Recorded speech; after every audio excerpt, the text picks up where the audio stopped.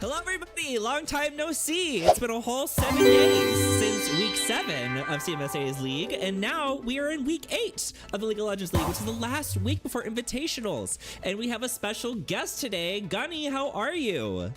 I'm doing so well. It's so nice to be back at the caster's desk for a little bit. I get to watch some people play, and I'm excited, very sadly excited for the last week of Season 15, but it's been a fantastic season.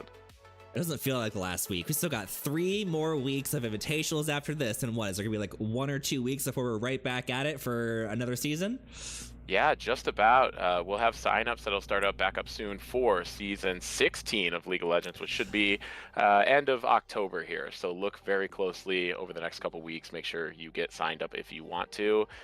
From behind the scenes, shout out to all the subs that we've had come in this season. It's allowed us to have a bigger and bigger league and fill in some spots, let people take vacations and have nights off. So we actually have 8 teams in Pearl as we normally do, but 6 teams playing tonight in Ruby and 6 teams playing in our highest Topaz League tonight. So a lot of people showing up for this last week, and I appreciate everybody being here to make it happen. Seriously, I was looking at the rosters today, and I'm like, holy crap, that's a lot of subs. I see 1, 2, 3, 4, 5, 6, 7, 8, 9, 10, 11, 12 just in Ruby. One of them being one of my little casters. I didn't realize he was helping today. Hi, Chaotic. Today we are following Zon's Zaddies, which would be Tender's Kitties team. On their team, they have Jesus, aka Jabuzzy, Lick and Stick, Rex, and Tavi17. Let's see who they're going up against first. Zon's Zaddies versus Shurima Sugar Daddies, which is going to be Clover the Queen's team, which includes Clover the Queen, Blaine, aka The Star, Firefly, Maxie's World, and Shark Attack 23. I think we're just waiting for 1 more to come in, and then we'll basically be good to go. I should probably make sure that the stream's working. Yeah, it's working. Yay! We've got they're first in the chat. It's the only way of knowing that we're actually here. It's always Blaine or John. Sometimes it's Xander. Let's see, yeah, in the chat we see first from Blaine, as usual, and then we got a subscription from Fakov for 4 months in a row. Thanks, Fakov. Are you playing today, Fakov? I saw you were in a TFT. We were in the lobby. Going right up to the wire, huh? Right. It's a good move. They were like 10 minutes in, like as we were starting, so I was like, there's no way they're finishing this TFT before the game. They had to maybe just quit. I couldn't do that to my, like, if I started a game, I can't just leave, even if it's a normal one, and I just can't get myself to do it. Especially TFT, that's just you. It's all, that's your own stats there. Hopefully it wasn't a ranked game, that's all I can say. Have you been playing the newer sets, Chroma? Absolutely, I play it all the time. So I haven't played that much this week because I do this thing, and I have for the past 13 years, where I don't play like flex queue or anything for like ever. Like basically this entire year I haven't played like any ranked League of Legends. And then for the past week, that's all I've done is play ranked League of Legends, and I always come back to it. It's like an addiction, you know. You're on it, then you're off of it, then you're on it, then you're off of it, and now right now I'm on it. So I've been getting really into the new metas, some of the high-ranking champions, and exploring why they're so good right now, specifically into ADC role. My general roles are going to be ADC and mid, sometimes support, but I'm realizing in the ADC role right now, if you're not playing Jinx, Kai'Sa, and Jhin, you're not playing ADC. Yeah, you've kind of already given up at that point. No, happy to see everybody pull out fantastic picks tonight, change it up a little bit. But there are some just really strong things in this meta right now too. Even that the mage style Senna is still pretty strong, is that right? Yeah, so we've been seeing a lot of the mage style Senna, but we've also been seeing a lot of Jack of all trades Senna with the Black Cleaver Runon's Rush, because it gets you that plus 25 adaptive force pretty much at 10 to 15 minutes. And the procs for the Black Cleaver go off at like triple the pace. So it's pretty wild. Yeah, but if Nautilus makes it into your games, then it doesn't even matter. Frickin' I hate Nautilus. Nautilus and Jhin are my permabans in the bot lane. That's so true. Just a lot of uh, from a support champion, Nautilus having just about everything you need, from a hook to an undodgeable knock up, a slow, a stun on the auto.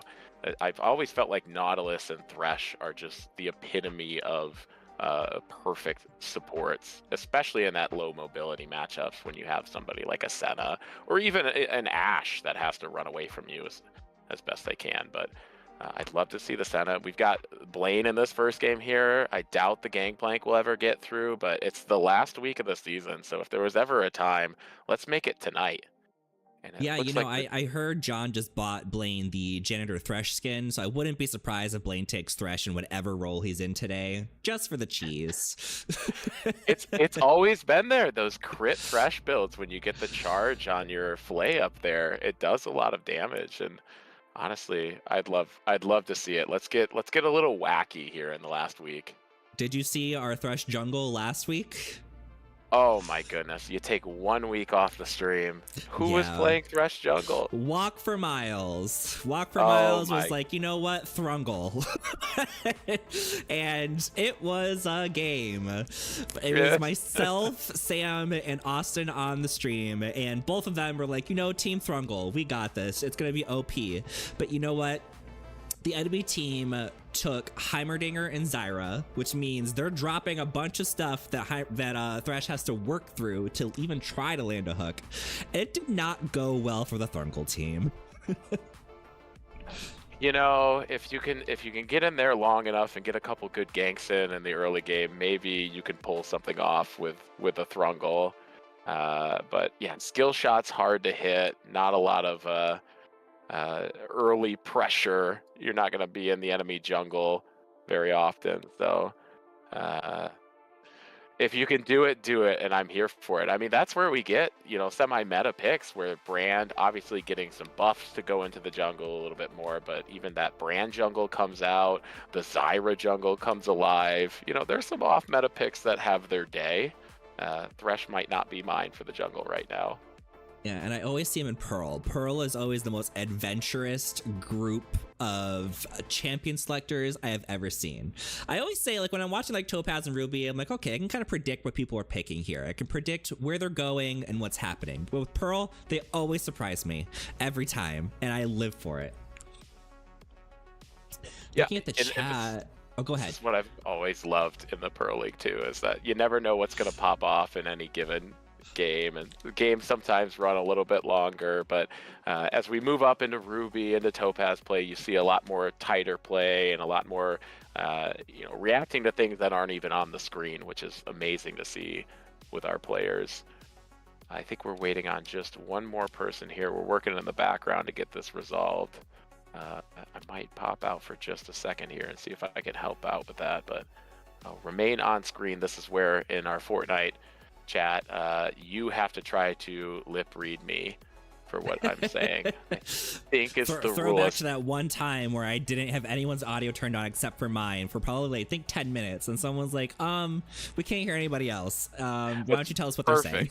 We've got Red Raptor in the chat. This is what happens on stream every week with Robin. It's dipping into a different place, and I think Jake normally tries the lip reading. So let me jump over and see what I can do here. You got it. While he's doing that, looking at the chat, I see Mr. Raccoon 13 just subscribed. Thank you, Xander. Hey Dream says, I see Pichu Ubu, but sadly not in the lobby. Is Pichu supposed to be in this game? Maybe they will be in the lobby later. We got 3 games to watch. Let's see. Mr. Raccoon says they'll probably show up on stream eventually. Yeah, if we're in Ruby, if they are in Ruby, which I think they are, then we will probably see them today, considering we're gonna see 4 out of 6 of the teams today.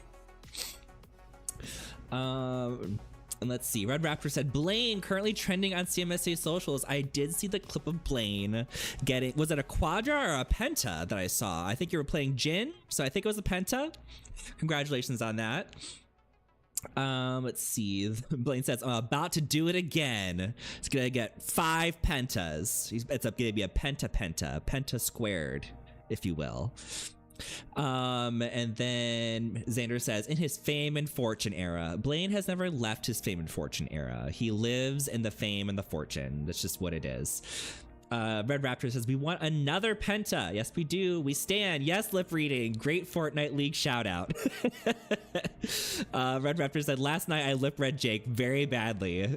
Any word on invitationals? We have so many words on invitationals. Let me actually pull up the exact list for invitationals, because next week we're going to have Pearl, which will be hosted by Sam VC. In addition to a whole lot of guest casters and producers. Let's see, LOL Pearl League guest casters: Moens, Benjamin Highlife, Austin, Silver Sam, Smoking and Based, Manifest Agony, and again hosted by Sam VC with Vibros, and then Kelton on the cameras as well. So there's going to be a massive team hosting the Pearl Invitationals. I will be the one person not there for once. I will be there in spirit. I will watch, but this is going to be their show for Pearl. And I can't wait to see how that goes. And the teams for the Pearl League, for the Pearl League Invitationals, I don't know if we've gotten team names yet, because I believe they're going to pick very fun names like they have for the past couple of seasons. But in the top lane on team 1, we've got Durjanoon. In the jungle, we've got our very own Gunny Hartman. In the mid lane, we've got Machine Gun Kirby. Bot lane, we've got Dirk. And in support, we've got our very own Latimer. Ooh, I'm going to pause on that because we are getting into Champ Select. We got our 5th person. Oh, yeah, we're getting up ready to run here. Chibuzi entering right now. And I think, oh no, John's saying they got the reconnect glitch. I think there were some Vanguard issues coming through early. And there it is. We're scared of the Thresh getting an early Thresh ban in. You know, they probably saw the stream where I was like, you know, he just got the janitor skin. And now they're like, no.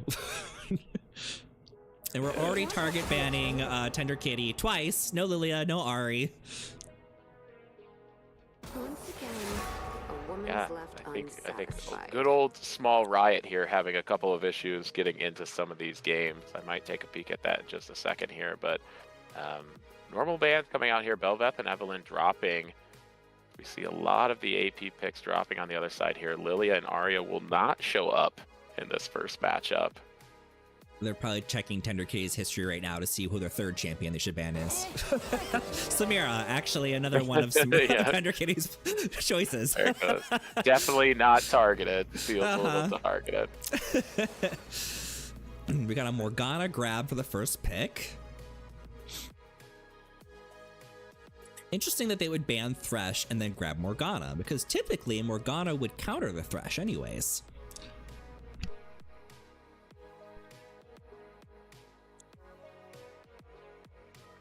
What's it gonna be? Oh, I haven't seen a Sona in a hot minute. Sona Misfortune is such a classic lane too. Like, I think as classic as you can get. I think they were both in the original set. I should probably update the team names here. So we've got Shrima Sugar Daddies is on the right. Sugar Daddies. And on the left was, I believe it was Zon Zaddies. That's it. Zon's Zaddies.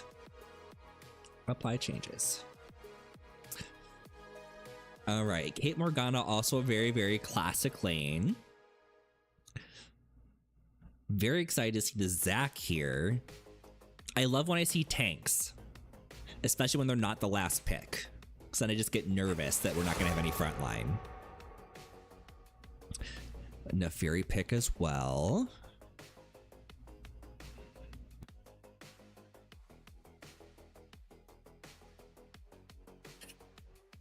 Gonna try lip reading Gunny.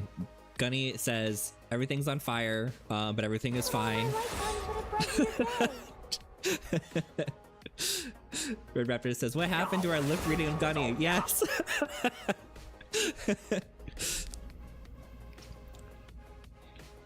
The hand movements. He said, I'm playing Transformers. I changed my beard to be very full today. Last week I didn't have one, and the week before that I had a mustache. All right, we got Lux ban, Yasuo ban, Kled ban. Who's gonna be the last ban? He's saying it all with the blinks too. I'll come back stronger. And the gangplank is taken out. No GP for Blaine. All right, 4 more picks. I'm waiting to see some frontliners for Stream with Sugar Daddies. I need to see some more all-in to back up that Nefiri.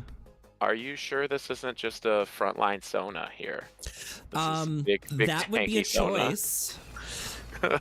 Options are there. Oh. Syndra comes through. So Nefiri top, Syndra mid. They This is better where I pick a love to beefy see. jungler. Yeah, a good Morgana player here with all the stun available with Syndra. It's awesome to see perfectly timed black shields.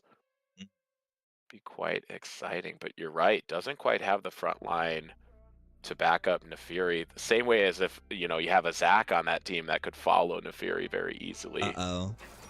Okay, cool. Went through. Yone in the top lane. Or maybe mid. Olaf in the top lane? Olaf in the top lane, perhaps? Maybe. Maybe they're just teasing. Singed. Okay. It's giving more and more top lane by the second. All right, this last pick on Stream with Sugar Daddies is going to either ease my worries or make them much worse.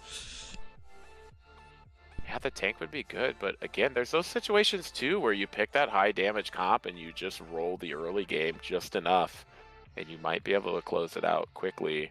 If it's like a Bel'Veth, maybe? Bel'Veth getting banned out in the first round, but Mundo, perfect coverage there for your tank. Okay, yeah. I'll take that. So that's going to be Mundo jungle? Unless they go into Fury jungle. I'm thinking it might be a Nefiri jungle here. Honestly, probably better. I think Nefiri would struggle a little bit more with the Singed. But based on the team comp so far, who do you think would win this matchup? I think a lot of it is going to be played through the Yone and the early game of the Caitlyn. And I think if either of those two can get ahead, that's going to be very, very telling for the rest of this matchup, because you do have the Mundo, you have a little bit of that front line, but all of that damage is not going to help you if you're getting one shot by a Caitlyn or Yone, who can come straight into your back line. And so despite getting that tank in there, not a ton of peel options. So when it comes to me, I think Tender Kitty's comp here plays to the strength of the team quite a bit, and I think that high damage approach might be what takes it away here. Yeah, I'm gonna agree with you. Looking between the teams over on Stream of Sugar Daddies, I am a little. They don't really have like a specific idea to their comp, except for maybe a poke comp. Nefiri doesn't really have a whole lot of follow-up here for at least. It really depends on where they are, I guess. I still don't know if they're in the jungle or if they're in the top lane. I would love this to be, honestly, a Nefiri jungle would be amazing, as Blaine shouting out, trying to prove us wrong here in the chat. We'd love to see it, because Nefiri jungle, you want a shot to kill somebody early, you have those options of getting on somebody, or at least blowing a flash and coming back 30 seconds later for another gank opportunity. So, being able to move around the map and keep them down in this early game is going to be huge for Nefiri, because late game misfortune is nothing to shake a stick at either. Yeah, Clover says I'm jungle, but I can only see enemy 1, 2, 3, 4, and 5, so I don't know which one that is. I kind of hope it's the Nefiri jungle, though, just because if you want to get ahead in this game, having an assassin that's going to pick off each of these people individually is going to be the strat, because you don't want Yone to get ahead, you don't want Kate to get ahead. I think you're 100% right there, Chroma, too. These fights are going to come down to, can you kill one of these carries early enough? Because after that, Singe is going to have some dot damage here. Zac the same way, Morgana the same way, but not near the damage that we're focusing on the Caitlyn and the Yone. So if you can pick one of those two off at the beginning of a fight, it's, this is a 180 degrees going the other way. Yeah, if Nefiri pops off here, I think they're going to be okay on Streamer Sugar Daddies. If not, I don't think anyone in Streamer Sugar Daddies is safe. Like, they can't really stay behind and just poke and feel safe, because you have the Yone who can basically dash across the screen and get to you. Kate has immense range. Singe is going to run past your front line and just flip you back in anyways. It's just, they don't have a big enough frontline peel to protect those backline carries. But if Nefiri is just killing everybody, who cares?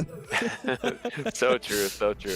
The options for front to back fighting obviously going towards the Zonzaddies with those beefy tanks there. So helpful if you can get to the point where you can use it. But this early game, I think the first 15 minutes will be very, very telling of how this matchup goes. Let's see, who's the jungle? It is Jungle Nefiri! Woo!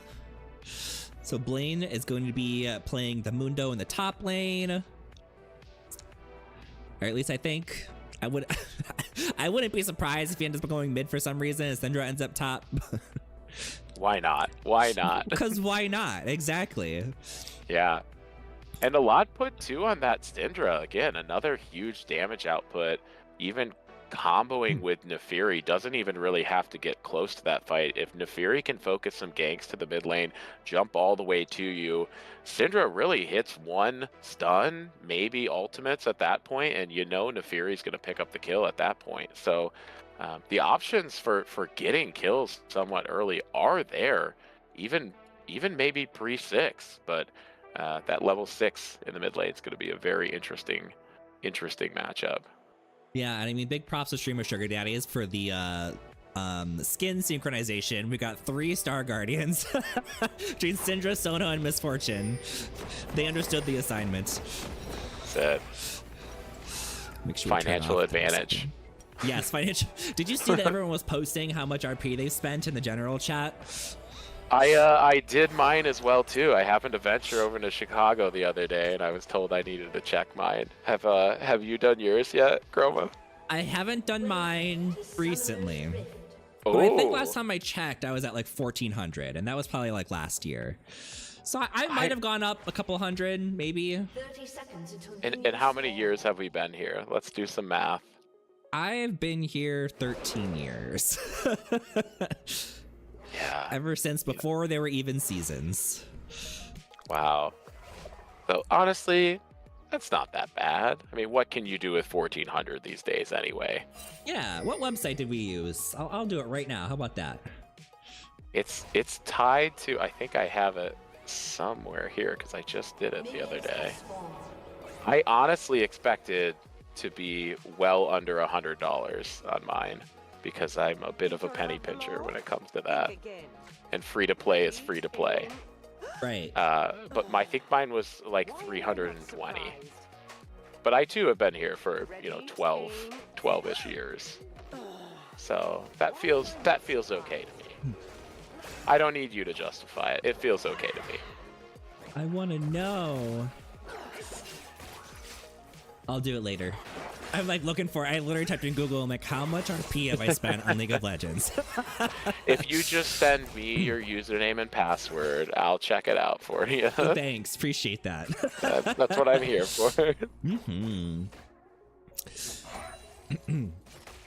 Out here giving up subscriptions too. Clover the Queen, welcome to the subscription. John said, Sona, let's go Blaine. I'm rooting on Blaine today. Blaine always bringing the crowd, and this is John shouting out playing in Pearl tonight. So hopefully they're getting into game 2, as I know there's a couple bugs going on with starting matchups. This small indie company, sometimes they have some issues. If only we could just give them some more money. That would help. Oh, we got an early gank. I wonder if this Singe is going to choose to do the proxy. Oh, Misfortune goes down too. We got to ignite on Kate, but to bury your cheese. Ooh. I'm so sick of barrier in the bot lane. Like, you have no idea how sick of it I am. Do you just want to see people sharing with each other? Is that the play? Or you just want Yes. more death? I want the heal back. ADCs don't need a shield. Do we need to buff the move speed? What's the play? Small indie. Try to help him out. Yeah, I would love a boost in the move speed, to be honest, on heal, just to make it a little bit more valuable. I mean, it's still pretty good as is with the 30%, but get barrier out of there. Man, Clover Age is being a brutal, diving into this Zax's jungle, saying, how about you just die? The way to play it, push that Zac early. We talked about it. This is what they're gonna need to get ahead. Too. Why not? Zac is reviving. All right, well, we got the Zac passive down, and that's what really matters here. Blobman down for the moment here. Blobman down. Go. Chroma, could you pull that back up on Discord for me real quick?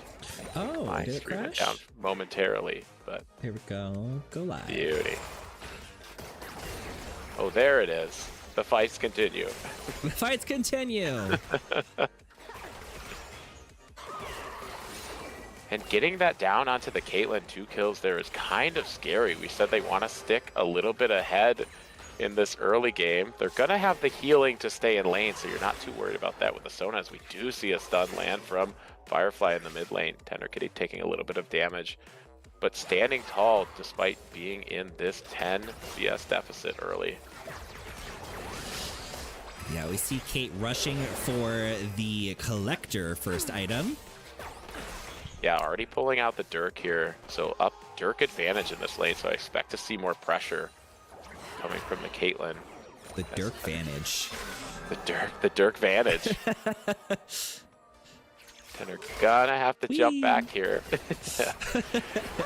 Man, would I love to see a proxy Singed come out. For a hot second at the beginning of the season, I was watching some proxy Rammus play, and that's really all I wanted to bring out this for season 15. So if we could get just one proxy player, give me a Scion, give me a good inting Scion, I'd be happy. Good inting Scion. Scion and Mundo are my least favorite people to see in a game of League of Legends, because there's like no counterplay to them. You just die and they live forever. I felt that way about Tom Kench for a while now too. Especially trading in the top lane. Just so healthy doing so. Not when I play him, but when other people play him. Just That's so how I healthy. Feel. Ooh, big damage on Tender. And Firefly landing a lot. We see the Caitlyn pressure starting, just missing the Dark Binding, but will trade the damage there with a headshot. Rex playing fast and loose under that tower, getting a couple of extra shots in with that Dirk Vantage. First Dragon goes down to Zon Zaddies. Yeah, just a little bit. Again, this is what was a slight CS disadvantage there in the mid lane. Transfers very quickly, and that's sneaking this Dragon. It looks like major objective trades, the theme of this season, sticking to our half of the river. So we'll see Clover moving very quickly over to taking those grubs. But look at Rex here in search of blood. They're out for blood, seriously. And we got another gank on the mid lane. Syndra's in a very rough spot here. Singe comes flying at her too. Oh no, you're not getting out of there, Firefly. Good try though. Toughy, yeah, having to burn the stun early there just to stay alive. Clover very well does pick up the objective though, so maybe trading the death to secure that. And it's a 3-to-1 kill advantage as we push the 7-minute mark. Only one team pushing onto a tower at this point, and it's that Caitlyn. Yeah, the thing about playing Kate is you don't usually start doing a lot of damage until late, but if you get 2 kills before 10 minutes, then yeah, you'll be okay. Was it going just a little bit low, and the fans are right to say it. There's Blade picking up a kill in the solo lane. Jungler was nearby, didn't need them at the time. Clover gonna jump out of here. Blade feels fine eating some damage for another 5 or 6 minutes as the businessman throws one briefcase and walks away briefly.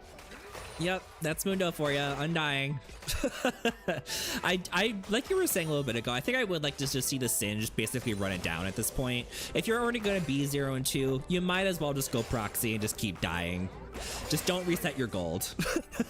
Yeah, I mean, if anything, that gets the pressure up there, so you know where the Nefiri is. Because I'm worried about the Nefiri shutting down the Caitlyn. I'm worried about the Nefiri shutting down the Yone. We haven't seen it happen yet. But yeah, I think a proxy Singe is a fine choice at this point. Is Jabuzzi taking a little bit of damage here, dropping very low and will get tossed there. Now, he is able to push that wave out in the process, though. Singe, of course, always laying poison down. So might be able to catch this next wave here. Mundo not exactly known for pushing power. Sanders like, who is this briefcase man? That's Mundo. Everyone's favorite corporate Mundo. Yeah, Dr. Mundo. And is that your favorite Mundo skin, Chroma? Where do you lie on that? I don't like anything about Mundo. I can't like one of his skins. F Mundo. So true. Corporate's great, though. I feel like for the limited number of things that you can do with just big beefy man, him. Oh, they're gonna dive on this one. They sure are. Tender is out for blood. Picking the 80 carry here. Yeah, seriously. I'm like, Sona's right there. Oh, had to go back. Get some.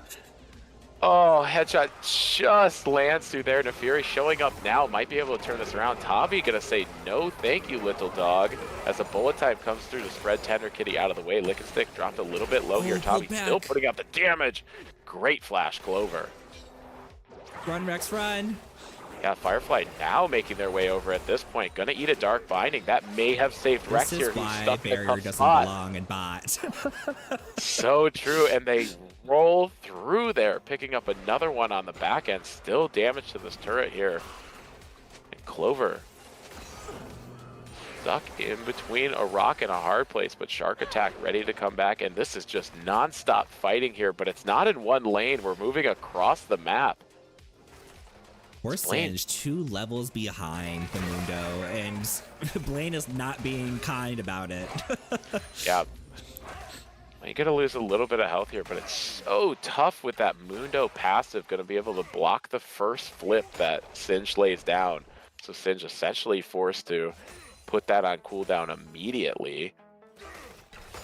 Looking yeah, I for don't think he's going to be able to cast it on him at all, because that's like the only ability they have that they can block. Because I don't think they would block the sand, and it's not going to block the poison, so he's just not allowed to flip in this lane.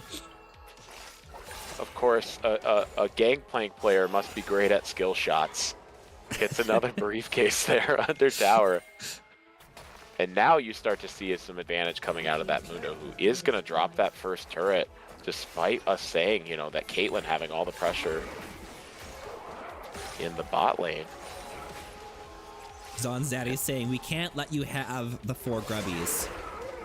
No, we need to get in. We need to take at least one, and we'll start by engaging on Firefly. Gonna kite out here. Clover gonna move away, pulling Tabi away from this fight. Tabi very important to most of these fights, causing separation, and we'll see Tender Kitty is actually gonna drop here as Firefly kites very nicely to the north side of the river. Continuing to chase is Blaine here, as we see Mundo blocking one attempt to CC and putting out a ton of damage, up 3 levels in that matchup. We're getting to see some control exerted now with that powerful Mundo. That's gonna be all 6 grubs going to stream with Sugar Daddies. Exactly what you want on this Nefiri. And if anything, to defend against the hard tower push now in the bot lane. I mean, Mundo's just gonna sit up there and beat these towers all the way to the Nexus at this point. His briefcase. You see it on the map, you see it on the scoreboard. This is currently a tale of 2 sides of the map, really. And Zach now sneaking in to take the second dragon, it looks like. Don't think there's gonna be a rebuttal here at this time. No, Fury heading back. It's gonna be a free dragon. That's it. Dragon number 2 goes down, so we see objective for objective on the map here. Incoming! Blobman right back at it. Oh, misses the Q. That would have been probably death, honestly, if that would have hit. Yeah, that's so early to see. The Collector already picked up here 4 kills on Caitlyn, and that, you know, hitting that perfect Caitlyn combo is not easy, but if you can do it, you can certainly one-shot a Sona. And we almost saw it right there. Yeah, and that's the thing about Sona right now, and the reason why she's not played so much is she's just so outrageously squishy. You touch her, she's dead. If they made her into more of like a little bit, just a little bit beefier, I could see her coming back into the meta pretty hard. Yeah, We get the all on the cake trying to stop her, but there's just too much CC. They're just getting locked down under the tower. Nefari's here, but I don't know if you can 1v3, girl. You might want to get out of there. Yeah, tower's not the healthiest it could be, and what good positioning from Lick and Stick there to drop the ultimate with Morgana after landing the first Dark Vine. Oh, the root. Stuns them both so Tavi can just come flying in with that elastic slingshot. And more damage going to go down to this turret, maybe even dropping. The second to last tower plate goes. Look back at Blaine, now within 2 levels as Djibouti flipping into the tower. Saw it, but the same reason you ban it every single game. For it. Oh. And kill to the turret. The terrain is up 1 kill right now. Yeah, at least it was an execute. Oh, good flash there. As the fight continues to bring out. Go, you can 1v2. You got this. You're Yone. You're OP. Slay, and run. Just a nice edge there from catching Clover on the backside. Probably didn't even see it after flashing over that wall, but Tender Kitty standing tall in this matchup right now. Still back in CS, but looking really strong in these fights. Yeah, if they would have had a full item there, they would have had that for sure. And we said they need to be, as Djibouti now looking to pick up lane. Oh. There it is. Dominance from the bot lane makes it way up to the top side. The briefcase is just left on the ground over here. What's in it there? Is that a picture? Can we see? Let's just ignore that fight for a second. See what's in here. There's a little Mundo sticker. Oh, that's fantastic. That's all I put in my work briefcase too. A picture of myself. You better strut on out of there. What a great choice to disengage that fight, though, although the kill was imminent. As gonna see Sharkajack just get caught out for a moment. Gonna put Tavi in a little bit of a tough spot, but is gonna be able to walk back out as Firefly is a little too low to push up into a 2v3. But you know who isn't? Maxie's World's still here, and that's a big old Mundo. 1 assist. 2 assists. Oh, takes it, actually. Blaine is the star of the story. 7-1 Mundo with Heartsteel. Oh boy. And nearly 200 stacks on that Heartsteel. TP up and oh no. Clover maybe walking into some damage. Tender Kitty willing to fight under turret here, forcing 2 to stay in the bot lane. Odd man advantage on the other side of the map. And that means we might see Singe. You're not normally supposed to chase him, but enough to get, I think the Ghost is what went down there. Yeah, Ghost used to run away.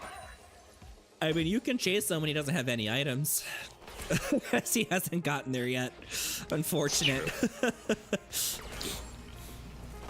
If he had the Rylai's, it might be a little bit more difficult. But yeah, right now, he's not doing a whole lot of damage. He's very, very squishy. I think just about anybody on Stream of Sugar Dads could take him out. Easy peasy. Ooh, and a rare miss on the briefcase there. Lick and Stick sidestepping it. As we see another Clover very strong on this top side of the jungle, though, making sure to pick up every rift, every grub, playing to the advantage that is Blaine right now, as a kill might break out here. Ultimate coming through from Lick and Stick. Gonna get the stun up for a second. Ooh, and point blank. Oh, make it rain. And down it goes. Oh. Rex showing the skills with the Caitlyn, though, laying a trap and getting the Q through and the auto. That's a combo I can't hit as we finally see the raid boss go down there. I was gonna say, if he lives through that, I'm never playing League of Legends again. The stream ends. The stream ends. I'm done. I'm out. I quit. It is. Dragon is up, and the Fury's on this one. Maybe they'll get their first dragon here. Zach is on his way. He said, this is my objective. I let you have all the top ones. This one's mine. Yeah, positioning here, Zach can't do the cheeky little play where they fly over and smite it. So very smart to pull this out just a little bit. But Tender Kitty going to say, yeah, we'll work on that. That's fine. I'll go straight for your backline. Maxi's being forced to run away here. Is actually going to be able to drop as we see Tavi going down as well, too. Strong advantage here in taking... Oh, Tavi won't drop. We get the save with the teleport here, but Jabuzi very, very low just for a moment. Lick and Stick lands this here, and Maxi has to work. Look out now. A celestial being comes down to take care of that kill. And they will clean this up, so what a turnaround here. Yeah, Zon Zaddies was coming in from like 5 different directions. They were just so easily separated, so they can just take out each individual threat one at a time. Yeah, and that honestly could have turned either way, though. You had Tender Kitty in a spot where it was a 2v1, but it's Yone, so not at the O10 power spike yet, but had a kill dropped on any other part of the match, it still would have been very, very close. He still didn't have his Blade of the Ruin King in that fight. He just got it as he was sent back to base. Now he's got one item. Now he's gonna win all the fights. I mean, it's hard not to make that call. If you see a team fight that Blaine is not there yet as the Mundo, you're looking to take it. Yeah. There's another one. Jabuzi might actually drop on the backside of this. Gonna try to keep Blaine running, but Blaine has a lot of movement speed here too. No Rylai, so doesn't have the ability to slow, and we're gonna see Tender Kitty drop as well too. Now that Syndra is 5-2 on top of the 8-2 Mundo, I think it's gonna be very difficult for Yone to come back into this as a hyper carry. We do have the Kate, so we got thoughts and prayers there, but as Zach is not with Kate and Morgana, like the 3 of them aren't traveling as a unit, then they're gonna have some trouble finding success in these fights. Yeah, and if it's anybody you want to put the back on, it's going to be Kate, as we see that coming out alive. Tavi trying to keep the Caitlyn alive. Isn't going to be able to. Of course, passive down from the last fight. We'll see a turret drop here. And beginning of the game, we said Yone and Caitlyn are going to be the 2 biggest points of damage coming out. And I think you're right. Caitlyn's still available as the very misses the turret. Casual drive-by. She's coming back. It's fine. It's a positioning play. Back in. Let's try that again. All right. What are we aiming for this time? We're going for Nexus. Oh, it dies. Shelly, no. Oh, they'll flash it. Everybody jukes it. And just beefy front line that is Blaine right now can stand right up there. As Cinch gonna look for some positioning on the backside here. If not going for the kill, does push in, might get 1 on Clover. Does have the damage, might stay alive here with Triumph, does not have Triumph. Oh, almost got the Cinder down. Mundo 1v3. He was a little low on the health though. And they do it. Way to spread out this fight here. Great turnaround. Yeah, now that Yone has that Blade of the Ruin King, the Mundo isn't going to be surviving as long. Yeah, but still up to almost 700 Heartsteel stacks here at the 21-minute mark. Lord. John in the chat's going to be real proud of that. I am very happy to see that Morgana grabbed some anti-heal. I feel like people don't grab anti-heal early enough, especially to people like Mundo and Sona, that, like, you need it. Yeah, and honestly, credit given where it's due here, because that is a massive Mundo in the top side, but this game is 18-22, and we're relatively even, not on turrets, but on neutral objectives on the map, so... There is a 7,000 gold lead in favor of Streamer Sugar Daddies, so they've got about 2 items over on them.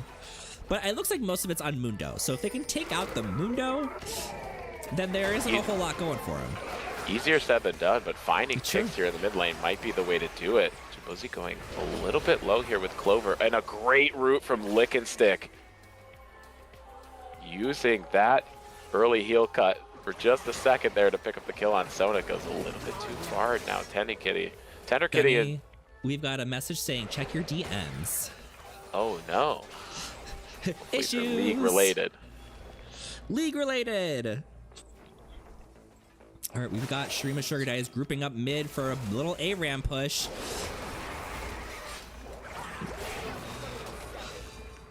Zach's charging up. Is he going to go in? He is. Cinch is split pushing. He's on his way back now. Holy cow, that Kate damage. Ace in the hole gets blocked by the Misfortune. Zach winding up for a re-engage. Can they take out this Mundo? They do have the anti-heal on him. He is going down slowly but surely. And now it's down to 2-2. Ooh.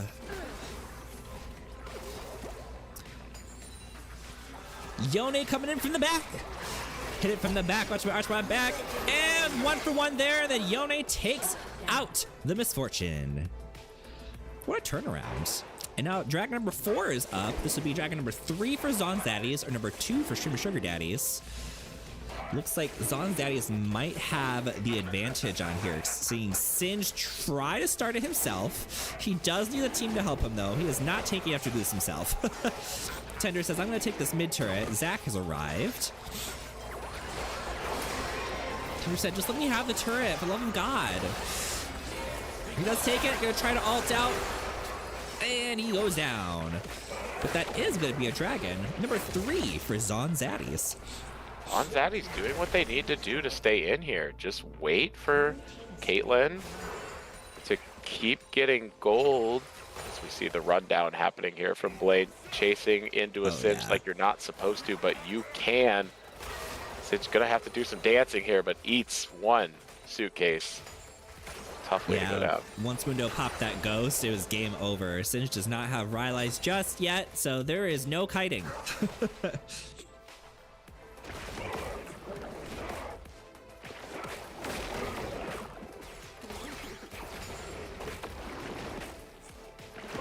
Ooh, they're thinking Baron. They are caught with vision. Morgana laying the dark binding on Syndra. Sona's here to save the day, though. Could be a kill. Maxie's World's going to run in really strong. Clover going to look for the damage, wisely moving out of the way when Tavi shows up. You have a Caitlyn on the backside here. You don't need necessarily to start this fight, as you have Blaine pushing down, says, I don't care about this turret right now. I'm just going to take it and stand in the middle. Mine. Both of you. Oh my goodness. Both of them dropping very low. He's burning. Hot, hot, hot. Hot, hot, hot. Hot, hot, hot. Blade standing there saying, try me. If this doesn't land, I'll walk right at you. Ooh, quadra kill? Caitlyn good looking through all those doggos. Blaine's just like, I'm gonna win the game. Yeah, there we go. There's the buff. Little grubbies running around with you. Little voidlings. And I don't know who can walk at Blaine right now, but I know who can't. Oof. And another kill. Man, oh no, I don't think Baron's a great idea right now, guys. You got their jungler waiting right there. You got Mundo in your base. Oh, he does go down, though. Got Singe teleporting. Oh, pop goes a doggo. Down, Booch. And here comes the Sona steal here. Over the wall. No, cleaned up by Tavi, and a lot of damage straight out. Nick saying, did you forget I'm still Syndra? Yeah, pop. Man, Kate at 16 kills. Almost finishing up their build at this point. Already working on their armor pen item, probably the Lord Dominic's.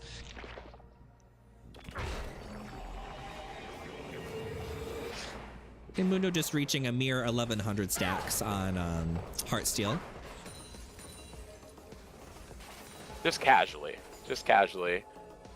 Having more Heartsteel health than some 80 carries have. I love your response in the chat. Why is it all NSFW picks? John, what are you sending him? John, we're just trying to have a nice friendly league here. Yeah, family friendly.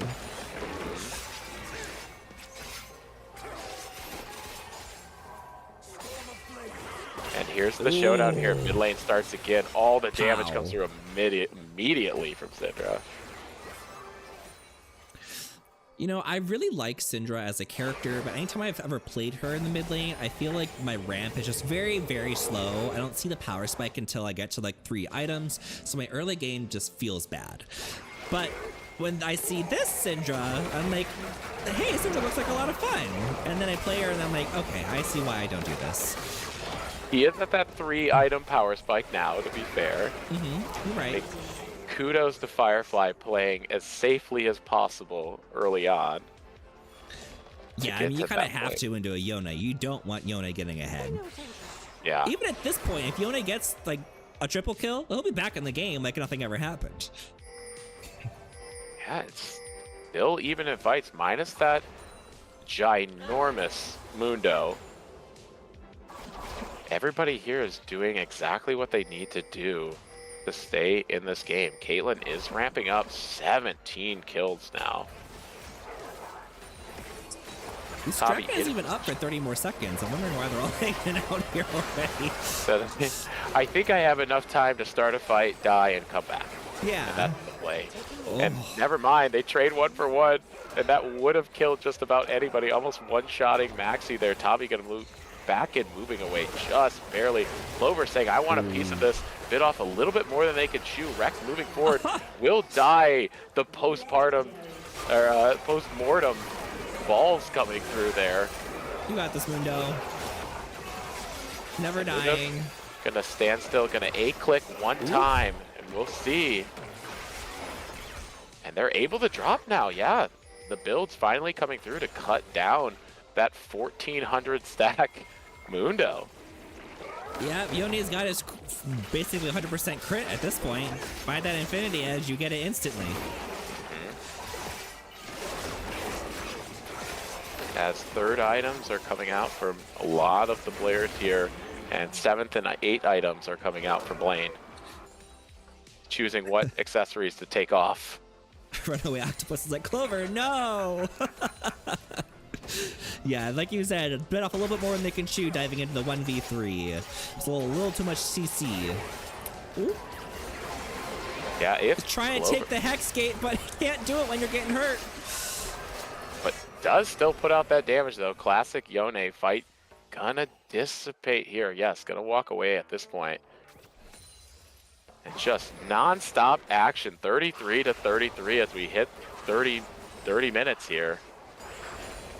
But we're continuing to farm it out, staying ahead of the Zac as anticipated. Is gonna look to try to pop any of those backliners, which is really just Caitlyn and Yone at this point. But both of those two do have some of their own abilities to get out of a fight. This Lick and Stick gonna stare down Clover, not gonna be able to sneak anything past the dogs, gonna eat a couple bites from him instead.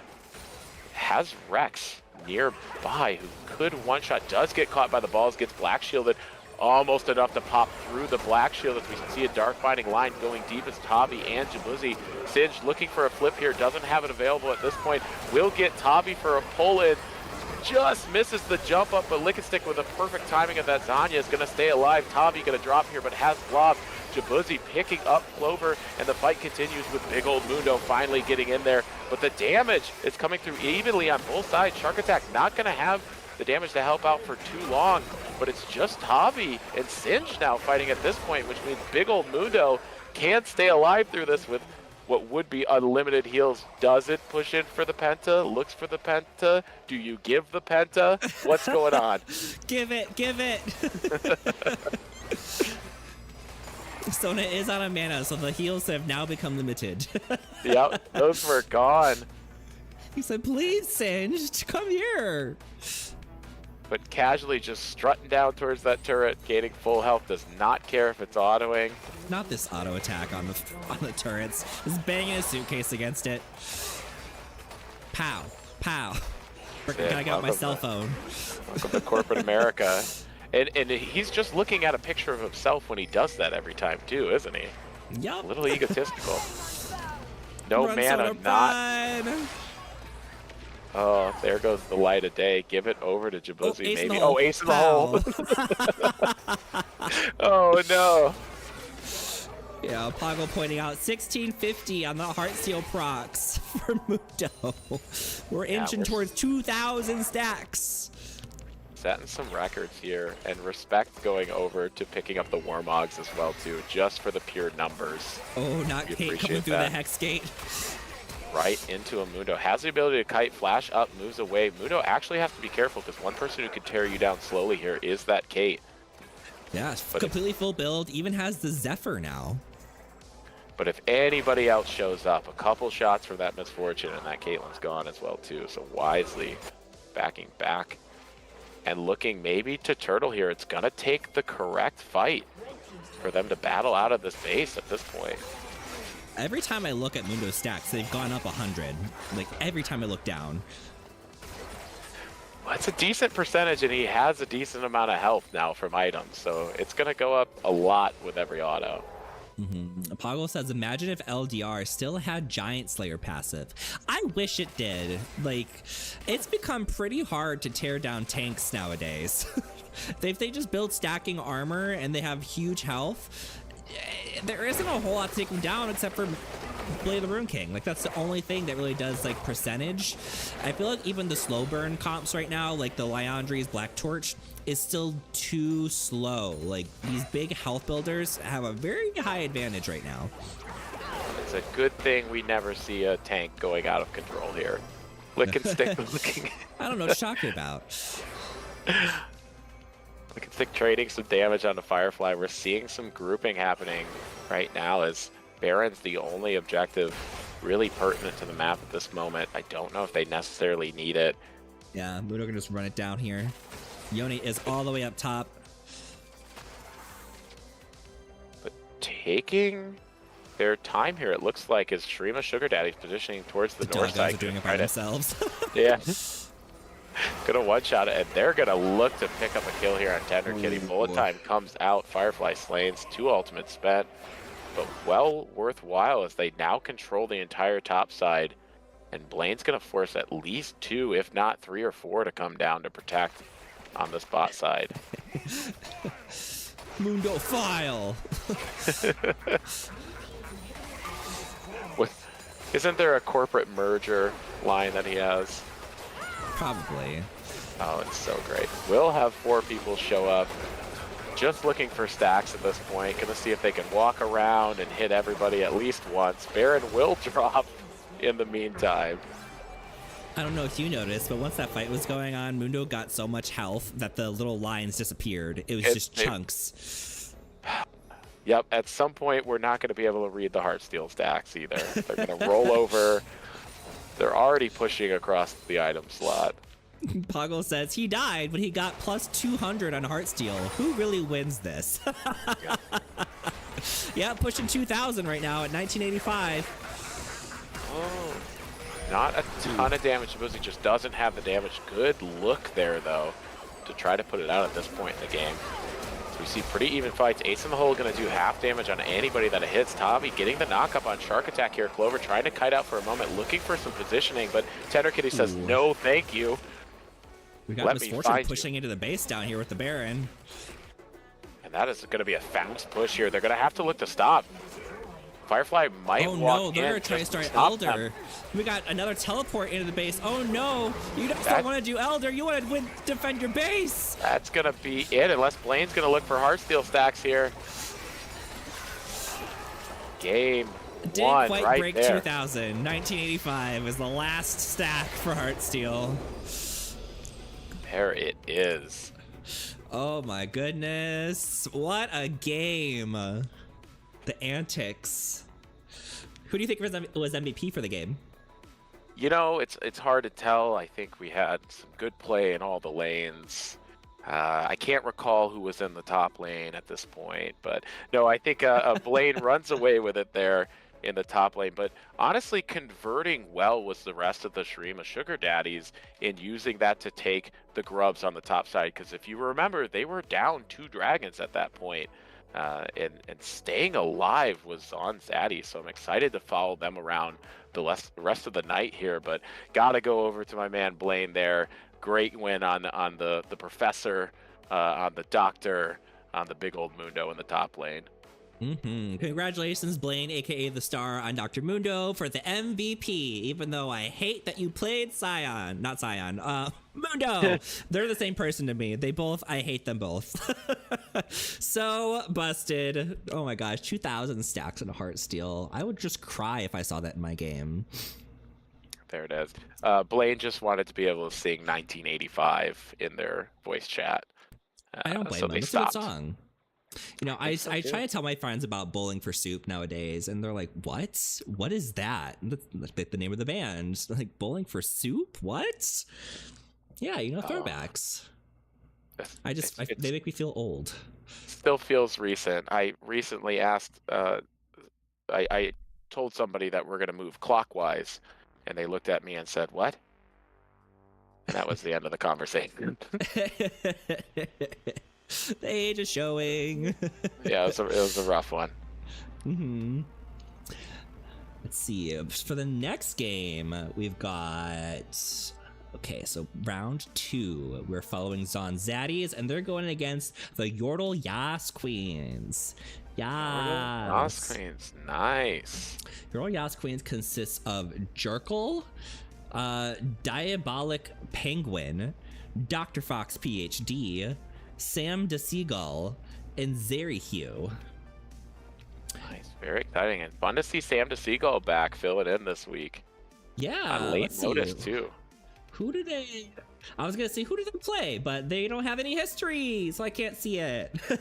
My favorite way to come into the league.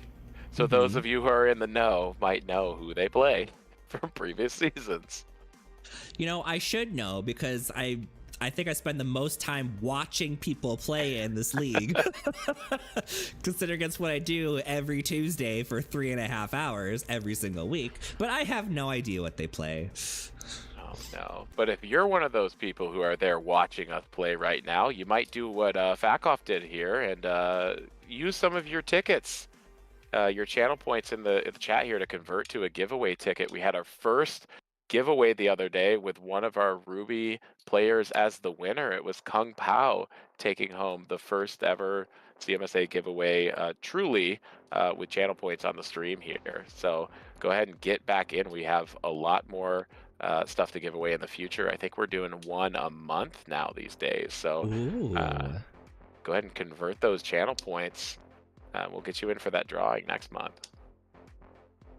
Got it. So if we spend our points right now, it would go into next month's raffle. It will go to the next raffle for sure because the last one has already happened. Got it. So any submissions from the last one will not carry over, correct? Boy, I hope that's correct. Don't quote me on that now that I think about it, but man, if I know how raffles work, usually you go clean slate.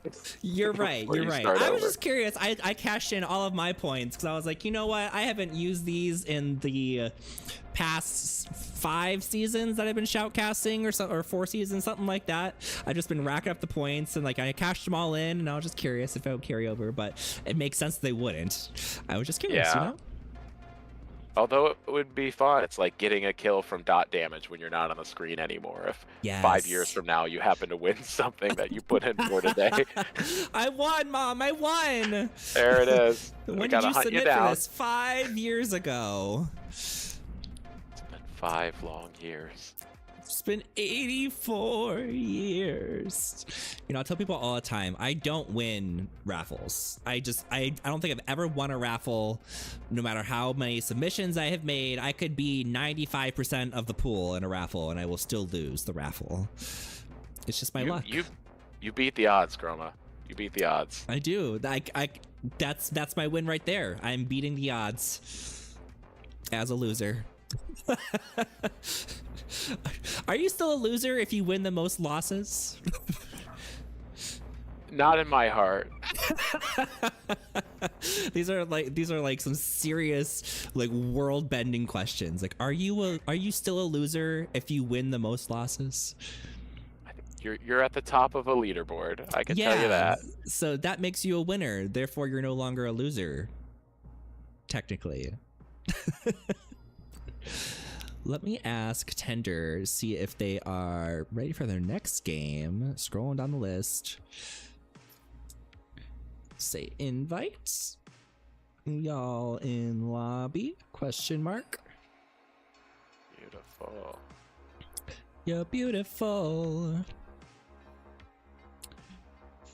I can do my little CMSA spiel while we're waiting to hear back on some information here. If you're just joining us, CMSA stands for Chicago Metropolitan Sports Association. We are the largest LGBTQ plus sports nonprofit in the Midwest. And in 2018, we expanded to include eSports. We have active eSports leagues for Fortnite, Overwatch, League of Legends, and Dead by Daylight, Dungeons and Dragons, now Valorant. We also do server hosting every once in a while. We have community nights in virtually and in person. You said the North End event is October 4th at 7:30, if I remember correctly. That's right, October 4th, 7:30. Be there at the North End. So exciting. I wish I could go to them, but I'm not taking a plane ticket back there. It's a long walk from what I hear. If I walked there, I would be there next year. And we'll be there next year, October. Next year, October 4th. We're there just in time for the next Halloween special. That's right. A couple other events we have coming up, though. We're looking to do a Jackbox game night here on the 20th. That's Friday of this week. That's 7 p.m. Central Time. I think it's 7 p.m. Central Time. I apologize. My computer converts things sometimes. So feel free. This is by your very own friendly neighborhood Dr. Mundo. Blaine will be hosting Jackbox Night Friday the 20th, 7 p.m. And we also have a Dress to Impress community night. If you've been playing Dress to Impress at all, that'll be at 5 p.m. Central Time on Monday the 23rd. So coming up just this Monday. Super exciting in addition to that hangout on the 4th. So keep your eye always in the top section of the Discord. There's a lot of events popping up all the time. And honestly, a great time to try out some of the other games that we have here too. Of course, we run our Fortnite leagues and our Overwatch and Valorant's there and D&D and oh man, Dead by Daylight. A lot of these leagues will be in kind of the off season here coming up for a couple weeks in October, but still a great time to jump into any of those channels, get to know people. I know Code, who's running our Dead by Daylight league, likes to do little boot camps for people who are new to the game to get to know, so you can learn how the game operates, meet some friendly faces, and feel a little bit more comfortable jumping in. So even if you're not in the league yet, great time to be able to join and meet the people, even if we're not on stream and not playing at that time. And if you don't want to support like that and you just want to be lurking around on the internet but still want to support, feel free to go over to shop.cmsaesports.com and get some of that new swag too. I'm sporting one of the old ones here. I've got to have something nearby with the logo. I can't see anything. I got the black t-shirt on. CMSA. There it is. Head on over, get yourself some sweatshirts, just many things there. So go check it out. It's all the updated logo that just came through during this league season, actually. I saw that there was a new jogger sweatpant, and I was like, I kind of want that one.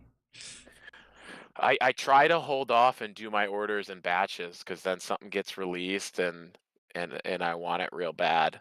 So, but also, money. Also money. Also money. I get that.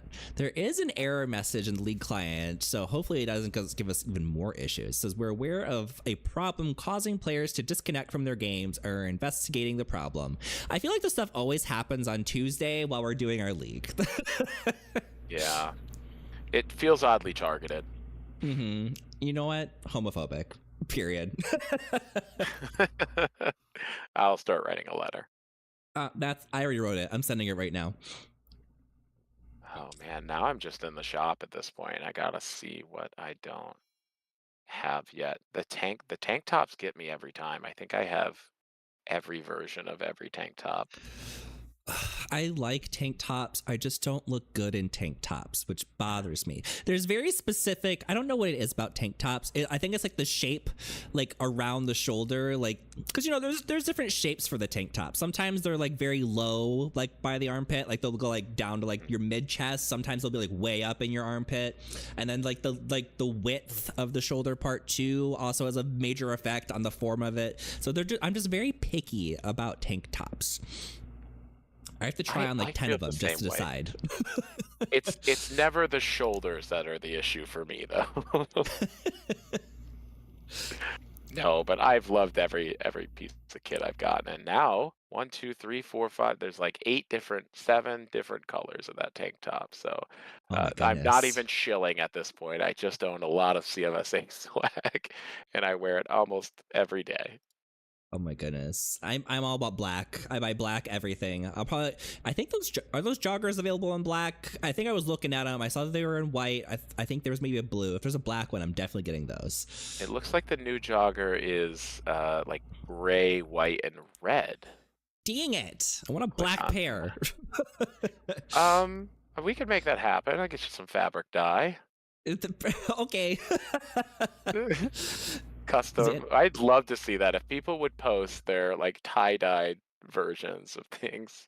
I used to tie-dye stuff for funsies. I don't know if I would do it to some CMSA swag, just because if I spend like $30 on something, I don't know if I'd want to try to tie-dye and then have a bad experience, because it's definitely possible to mess up some tie-dye. Do it on like a free shirt or like a pack of shirts that are like $10. Yeah. Get you with that trademark infringement too, so you got to be careful. Oh my gosh, you're right. We're very litigious here. I'm sure. You're gonna sue me into the ground. Sanders says I need to step up my CMSA merch collection. I need the tumbler. We have a tumbler, right? We do have the tumbler. Yeah, and the tumbler, it's similar. I think we've had that style tumbler for a while. So if you don't have it already, what are you even doing? What are you doing? Apparently not shopping enough. I'm also a sucker for a good crew. And the new crew neck is there. I can't say that I haven't been doing enough shopping, because I've been doing plenty of shopping, just not CMSA shopping. Sinner says being poor. Preach. Ever since my move here, I have never felt more poor in my life. We are feeling the poordom. How's it going though? That's a big jump. What's how's the weather? What are you up to? So I've had 5 earthquakes since I've gotten here. It's been about a month and a half. So that's been an experience. Never anything too crazy, nothing huge, just like little shakes. It almost like feels like you're just kind of getting lightheaded for a second and your world is kind of shaking, and then everyone's world is shaking and you're like, oh, okay, it's not just me. It's not mass hysteria. Yeah, it's not mass hysteria, it's the world shaking. But everyone around here will tell you that we don't really get like big earthquakes very often. It's actually better that we're getting a bunch of little ones, because that's basically the earth just taking out the pressure a little bit at a time rather than in giant quakes. And luckily I don't have a whole lot of like stuff that's high up or that can be knocked over. So even if a huge earthquake did happen, I don't think anything's coming down. I think maybe my dragon statue would fall, but it's already in pieces because when I shipped it over here, UPS destroyed like half my belongings, like hardcore. But it kind of worked out because, so I sent I think I sent 5 boxes via UPS, and they destroyed these boxes. Like when I saw them at the UPS store to pick them up, they looked like someone had probably 10 people went over and just kicked them just for fun. And when I opened them, all of my dishes were broken except for a few of them. My dragon statue is chipped to all hell. Like the toes and fingers have fallen off, the teeth are chipped, the chin's broken, the horns have fallen off, which was very unfortunate because it was a beautiful gift. I'm gonna try to wood glue it back together. Okay. But they refunded me $600 because it cost me almost $1,000 to ship all that stuff over here. But because they destroyed everything, they refunded me the shipping costs plus insurance for those items. So I put that money towards some other stuff. I didn't rebuy dishes because I was like, okay, if we're gonna get $600 back, we're gonna put it towards something that I could use right now. Maybe save on some interest, considering I just put everything on credit cards. I just bought a moped. Maybe some joggers you could wear on your new moped. Yeah. I do need more stuff that I can wear. Like if the joggers had zipper pockets, that'd be great. Because when you're on your moped, if something falls out of your pocket, which is very easy, it just gets left on the street. It's kind of gone in perpetuity. I've had to get into the mindset of like, okay, I'm getting on the moped. Let me empty my pockets, put it into my backpack. Because if I start driving, I can't just like be like, oh, let me take this out of my pocket and put it in my backpack because I'm on a moped. I'm not gonna stop in the middle of traffic. Does your moped have like the under seat area or any storage options? It has the under seat, and then I bought a I forget what it's called. It's a luggage box for like the back of it. So it's got like a little trunk, which can fit a helmet and like a couple very small things. Unfortunately, recently, we have cats at my apartment complex, like a lot of cats, and we have a bot. Ban it! Ban it! I'm banning it right now. Ban. I love pressing the ban button. So we have a lot of cats in my apartment complex, and they think that my moped seat is very comfortable. So when I'm not at my moped, they will just sit on it, and I come back to my moped and there's like cat hair all over it, which is fine. But 2 days ago, this cat thought it'd be funny to claw up my brand new moped seat and try to make biscuits out of it. So it was clawed to all hell. I had to buy a moped cover. So now I have to put a cover on and off my moped every single time I want to drive somewhere. It's so frustrating. A new moped seat is probably exactly $600. Probably. The moped itself is $2,000, so I'd be paying like a quarter of the price just to replace the dang seat. I just pictured your new moped cover being like those things you put down for birds that are just like little spikes going everywhere. Just drop those on top of the seat. And then I would have preferred to do that. It's because the cover looks so tacky. Like, I wasn't about to buy like a $100 cover that like looks nice or anything. I just wanted something to keep the cats off of it. And this one like looked nice in the pictures on Amazon, but then I bought it and I got it, and this thing looks like a giant garbage bag that I just threw over my moped. But hopefully it's keeping the cats off. If you need another garbage bag, I'll sell you it on the cheap. $50. And I'll take care garbage of bag. Yeah, you'll save some money on that cover. I was thinking like maybe a nice tarp, maybe a nice rug. You just throw it right over the top. Be good to go. I'll just put like a little scratching post on it. That way they have something else to scratch. They can hang out. They just can't scratch the seat. So smart. It is sad that we're getting down to the end of a lot of our seasons, though. I know the ARAM League is in their last 2 weeks here. Last night on the 25th coming up. Overwatch is in the same boat. Last night, next week. They've got, this week and next week here. Fortnite has a couple more weeks pushing into October, so if you're free on Mondays, you should tune into that stream as well. And our Dungeons & Dragons leagues are getting into the last couple weeks here of that season. So things starting to wind down just a little bit, but we hope to, in addition to those in-person events, bring you some more entertainment right here on the stream. And I think we're waiting on, are they in game here still from the other game? That's what I'm curious about. I know that some people started pretty late due to some issues. Let's see. So again, we said we were going against the Yoral Yas Queens. I know I have Diabolic in my friends list. They are out of game right now, so I'm not sure what is happening. waiting on you for the invite. Right.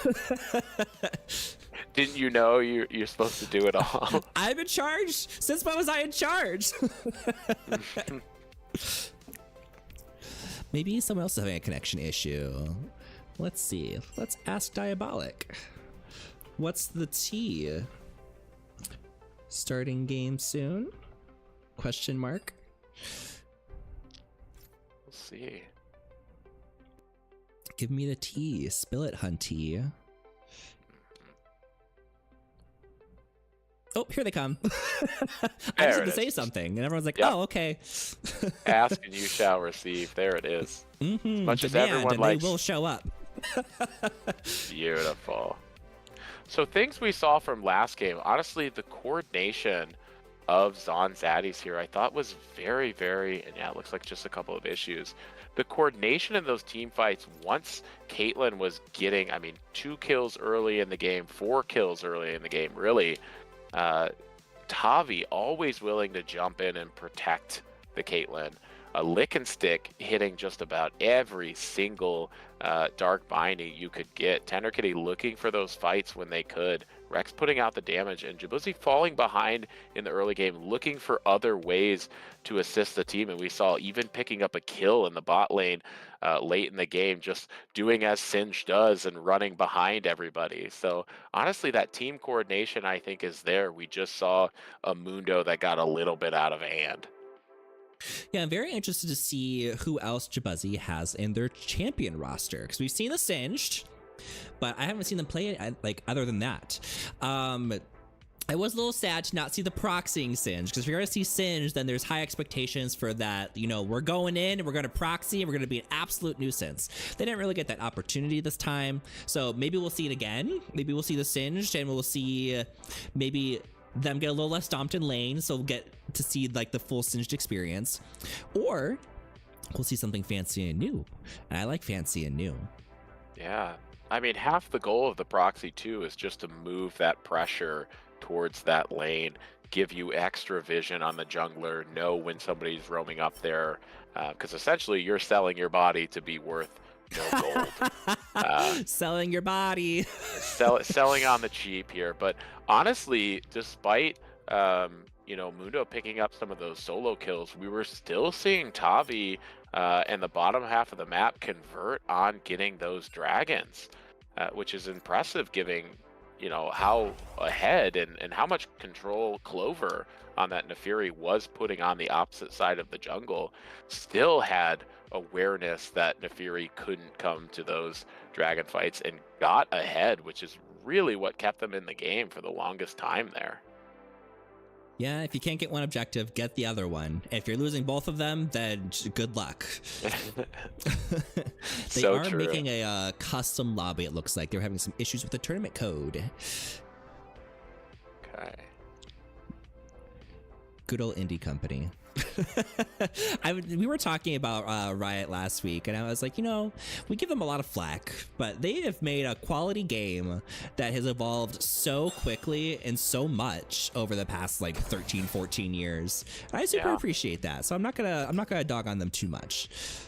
Honestly, that's so true. I remember thinking to myself in 2015, okay, it's going to be one of those games that dies out, and it's crazy to think about how many people are online right now, and that, one day I'm going to go in here and won't be able to get a match going like we've seen with so many other games. But you're right, they've adapted, they've kept the competitive scene going, and kept me and my non-competitiveness going long enough.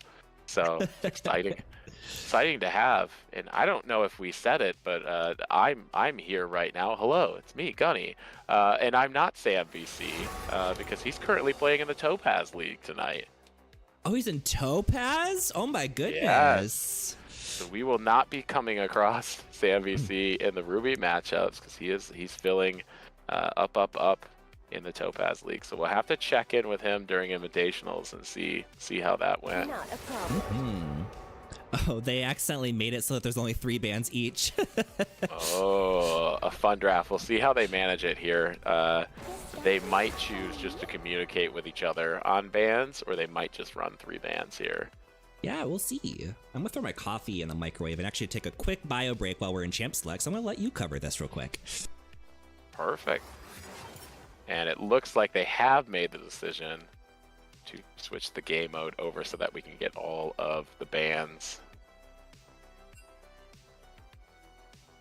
Wrong draft. And I think we can stay in this lobby. No, we'll have to reinvite, so we will awkwardly be the only people in this lobby for a moment. I'm here. I was talking you're for a here. There second, you but are. my microphone was muted. I was like, I got my coffee in the microwave, but we didn't get to take the bio break, but we'll wait for the invite. It's perfect timing. It was a calamity. Calamity. Everything's falling apart. You know, at least the stream is running and the games are happening, even if they are delayed. Because we've had weeks where we've had to either cut it off early or the whole stream is just a battle of technical difficulties. We're getting there. Coffee ready to rock. We're going to keep on going. You've got your uppers. I've got my downers. Let's look for game 3 here. Game Game 3. 2, sorry. Game 3 eventually. We're getting there. We'll just call this game 3 because it's gonna be. It'll probably be like 8 o'clock by the time this game's over at this rate. Late one tonight, friends, but we appreciate you being here. Always a fun time.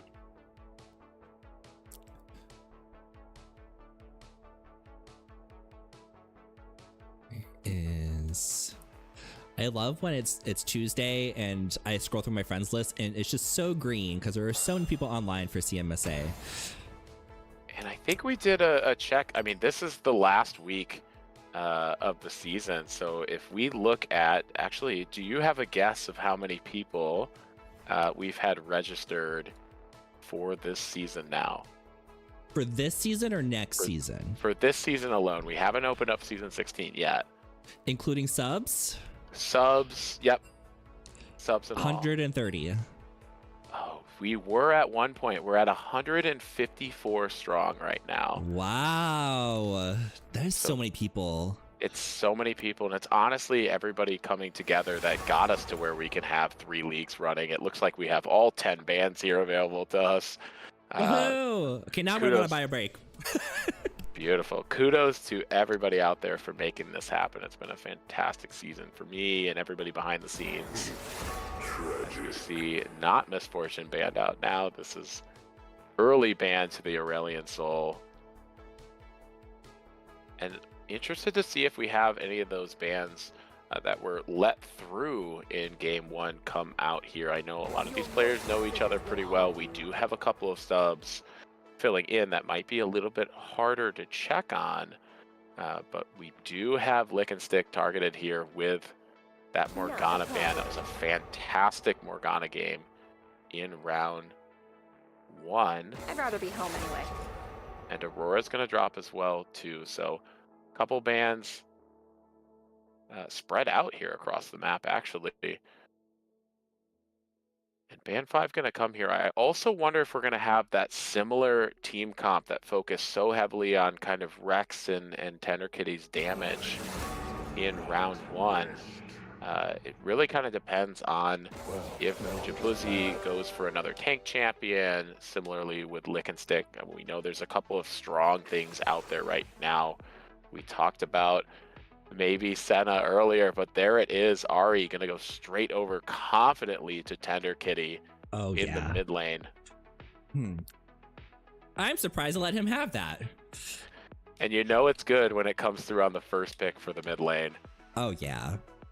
Tender Kitty's been playing this Ari forever now, and we've seen it in regular weeks. It gets banned out so often. We've seen it in invitational games. Just scary. And shout outs to Zangy here, also playing up in Topaz this week. We finally see a Jarvan come through. And you know, Ari is one of the few S+ tier mid carries right now. Like I think there's only like 2 or 3, and Ari is one of those 3. Wow. It's just so good right now. Excited to see it come here. Sandra in the chat saying, who's your first pick ban? Chroma, is that Dr. Mundo? Okay, is that your ban? If I was going top lane, absolutely. I almost never go top lane because I'm awful at top lane. I will cry, I will complain the entire time. I typically am going to be bot lane, ADC, potentially support, and I am almost always banning Jhin or Nautilus. If I can get both of them banned out, perfect, because I hate that combination. We see the bot laners fill out a little bit here. Leona getting picked up. Scary Tryndamere in the top lane over to Zonzadis. Ooh. I also look to do some of those top bans though, but for whatever reason, I hate an Aatrox player. I don't hate the player. I hate seeing it though. It just, I feel like you can miss 2 or 3 rounds of abilities and still do heavy damage. Yes. Disgusting. I actually played Smolder top yesterday into Aatrox, and it was so fun because Aatrox did like get my turret first, but I kept him so busy the entire game. I didn't die once to him because I would just sit there and just throw Q and run away, throw Q, run away, and just over and over and over again. Yep, just a little mini game. That was the only game I've ever not lost to an Aatrox. It's just, I feel like there's nothing, and I guess I play a short range champs up top too much. We see the Caitlyn ban come through here. That's against getting a Leona Caitlyn matchup. Of course, anytime Leona lands just about anything, you get a free trap follow-up. I'd love to see a Seraphine APC right now. If you've already got Akshan and Jarvan, give me Seraphine APC. Yeah, you've got some other AP damage here now with Sylas coming out. Another one of those disgusting champions that feel just hits full health in every team fight, regardless of where they started. But can also steal a Tryndamere ult, can also steal an Ahri ult, can take a Smolder ult. There's a lot. There's a lot of options. Tryndamere jungle. Possibly here. The last pick will be pretty revealing here. If that is Gwen, we're seeing a departure from the first game, going away from the tankiness, going into more of that bruiser damage here. And yeah, Karma coming out for the bot lane, so we will see a change of top laners. And to round off this comp, you've said Seraphine. I'm waiting for that healing Senna to come out somewhere. Not exactly the comp I would do it in, but yeah, no. I mean, they'd be fine with a regular ADC at this point. Like Kai'Sa would be great. I would look for some mobility here, unless that's Akshan in the bot lane. What? It is Akshan in the bot lane. And it might be. Honestly, that mobility is going to be pretty important here because you have hyper scaling on a Smolder. You have an Ahri that's always going to be able to one-shot. And you have a Tryndamere who's also going to hyper scale. So you want to be able to stay away from them as best you can. I don't know. The assassin options are there. I mean, Zed can very quickly pop a Smolder, similar to Sylas getting in your face, even Akshan from a distance. And two very, very different fighting styles here. I have concerns for Zonzadis. I have to correct the names here. It's Zonzadis, and then Yordle Yas Queens are on the right. Let's do that quick. Yordle. Yes. Queens. Apply. With Zonzadis, I mean, Tender Kitty can get very ahead and carry this game pretty easily. He can pretty much shut down Zed, even Sylas, and probably even take care of Jarvan if he's going like the general lethality build. But that's like the only opportunity I see for them winning this game is if Ahri just goes burr. Because if I'm looking at Yordle Yas Queens, they have an amazing team fight comp where everybody's going in. There's nobody really hanging out in the back. Kind of Akshan, but even Akshan is kind of like a mid-ranged ADC, and he kind of puts his face in it. So when you have everybody going in between Jarvan, Leona, Zed, and Sylas, and then Akshan being the quote-unquote ranged champion, I love that team cohesion is there. The only concern is that Akshan is in the bot lane. Akshan is a little bit of a struggle on the ADC role just because he really needs the solo leveling to get to his power spikes. And he doesn't really get the opportunity to use his W invisibility for roaming as much when he's stuck in the bot lane. So it's not ideal for him, but it's possible that he could find some success in the bot lane, especially because Smolder Karma probably won't be super oppressive. But I've seen some Smolder Karma lanes be very oppressive. I think last week we actually saw a Smolder Karma lane where it was just so pokey that they were just like the enemy team was forced back so many times. But it depends on the Karma playstyle here. So I'm very interested to see how the Karma gameplay goes, because that could shut down this Akshan pretty hard. But overall, I am fairly confident that Ural Yas Queens has us in the bag as far as team comps go. You heard it here first. I think when we look at the teams here, Yordle Yas Queens have, as to quote Sam VC, missing here, miss you, buddy.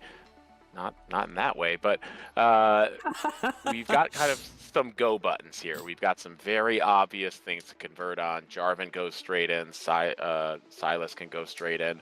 Leona, it's very obvious when she wants you to go in.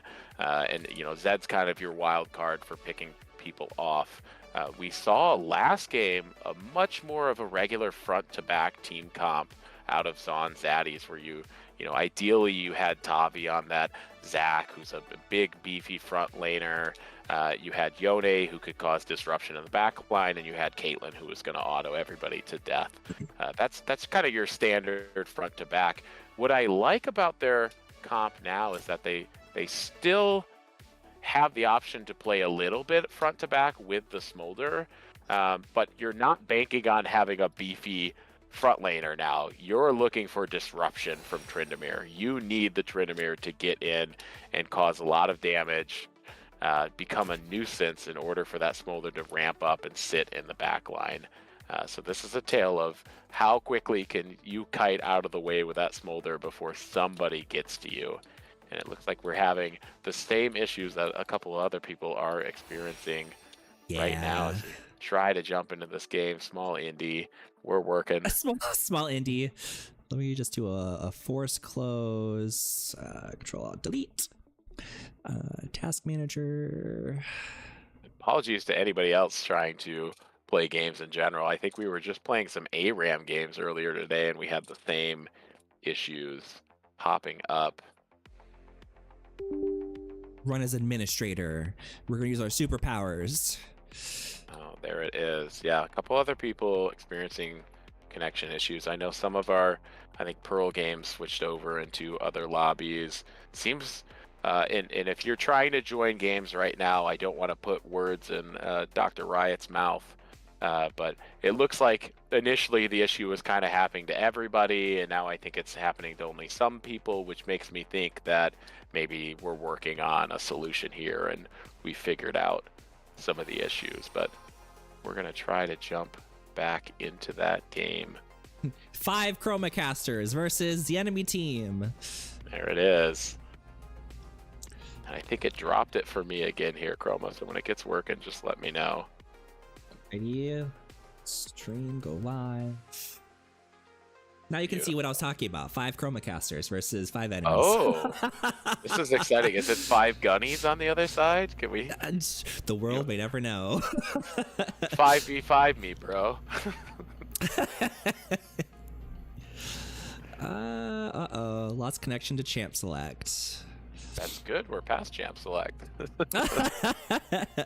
Let what me is in. it? Oh, okay, no, that's you. I saw Easy Electrocute.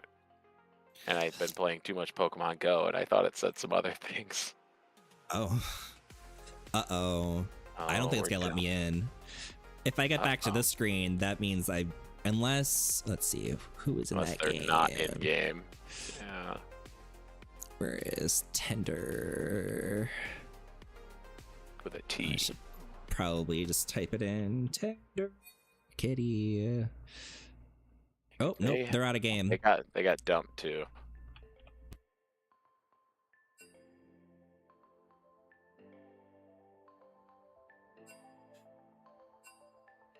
Make it a blind. Oh, yep. That's the easiest way to do it. Now that we Whatever already works. have champions picked, we're going to try to load into a blind pick here.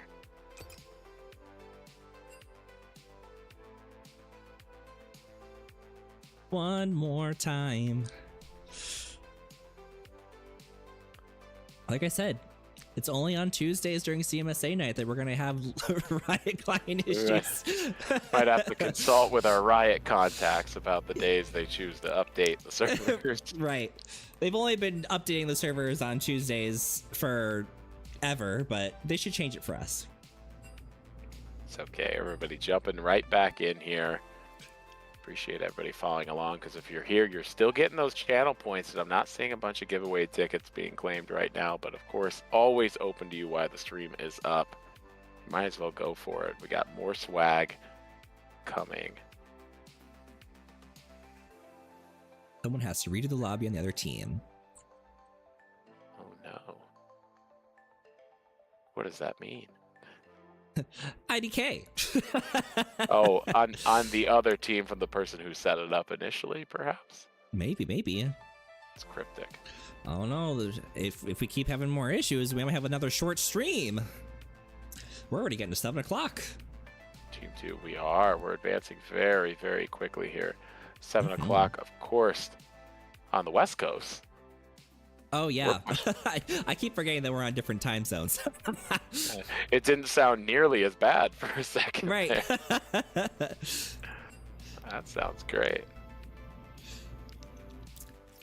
Yeah. The crowd demands that you move around a little bit. Mm-hmm.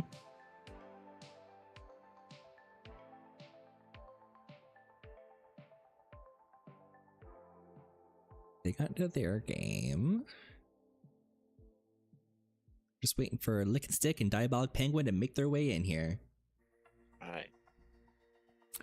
I've never gotten to spend so much time with you, Gunny. It's nice to hang out with you. This is nice. Not since C2E2, which of course the dates for next year are already out. I know. I hope I get to fly out for that one. I probably will. I'm sure I've got some contacts out there I can just stay with. Or if we're doing hotels again, that's perfect. So I wouldn't mind just paying for a ticket to get there. That'd be fun. It's always a fun time. Mm-hmm. There's many people who want to come out and join. I think they have, the theme is like Wild West, or They have a theme? Yeah, it's a theme. Like 2 years ago, I think it was like 90s. So a lot of the guests were 90s stars. Oh. What was the theme this year? This past what year? Was it superhero or something like that? Like Josh Brolin was there. I don't know if it perfectly matches everything, but it looks like get the Wild West. Yeah, Wild West. I'm gonna have to come out there with some money next time, because when I was there was so much to buy. I did restrict myself. I only bought a coaster while I was there. It's Wow. a $6 coaster. That's a well-priced coaster too. Mm-hmm. It was a hand-carved wooden coaster that says Druid, like the class in D&D, and it has really great detailing on it. I almost bought a 4-pack because they had like all the D&D classes, but I was like, no, we're gonna just do the one that I like the most. Wait, if it was a 4-pack, what are the 4 classes that you're getting? Well, What are it you was picking? basically like pick whatever I want. If I was gonna pick 4 classes, it would be Druid, Monk, probably Bard, and Wizard. Nice. Yeah, that's probably what I would pick. In coaster, of course. In coaster, of course. I mean, but that goes off of my favorites in the game anyway. So good.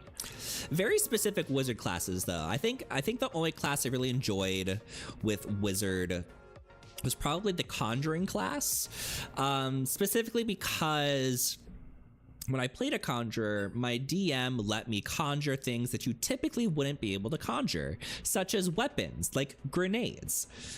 So I would just conjure bombs and grenades and throw them at things. That That seems effective. It's like a gray area because like with the conjuring rule, you're able to conjure things, but they can't necessarily, like, if they take any damage, then they like just break. So like grenades technically explode, so it's like, does it break and go out of existence before the explosion happens, or is it simultaneous? Or so like there's really gray areas around it. So I kind of like convinced them like, oh, let me do this, it could be super cool to play like this conjurer who just basically is an artillerist. Like I have like an artillery full of bombs and explosions. Yeah, actually. Let me jot that one down. I casted my first illusion the other week as a bard. Ooh. Which I know won't do any damage, but it sounds like a similar setup.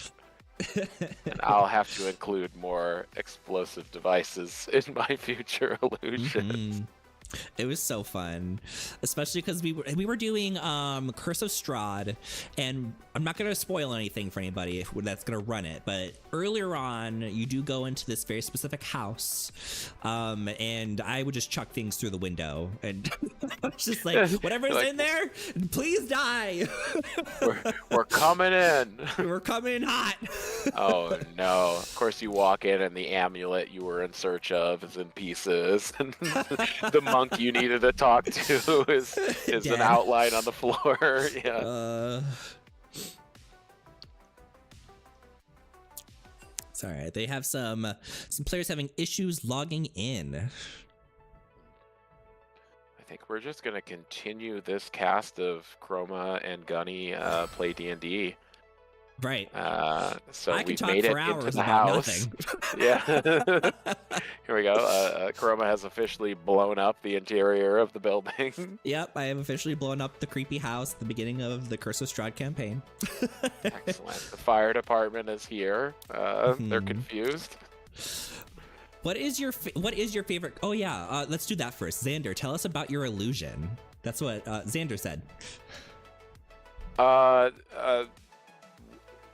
So I am playing a bard.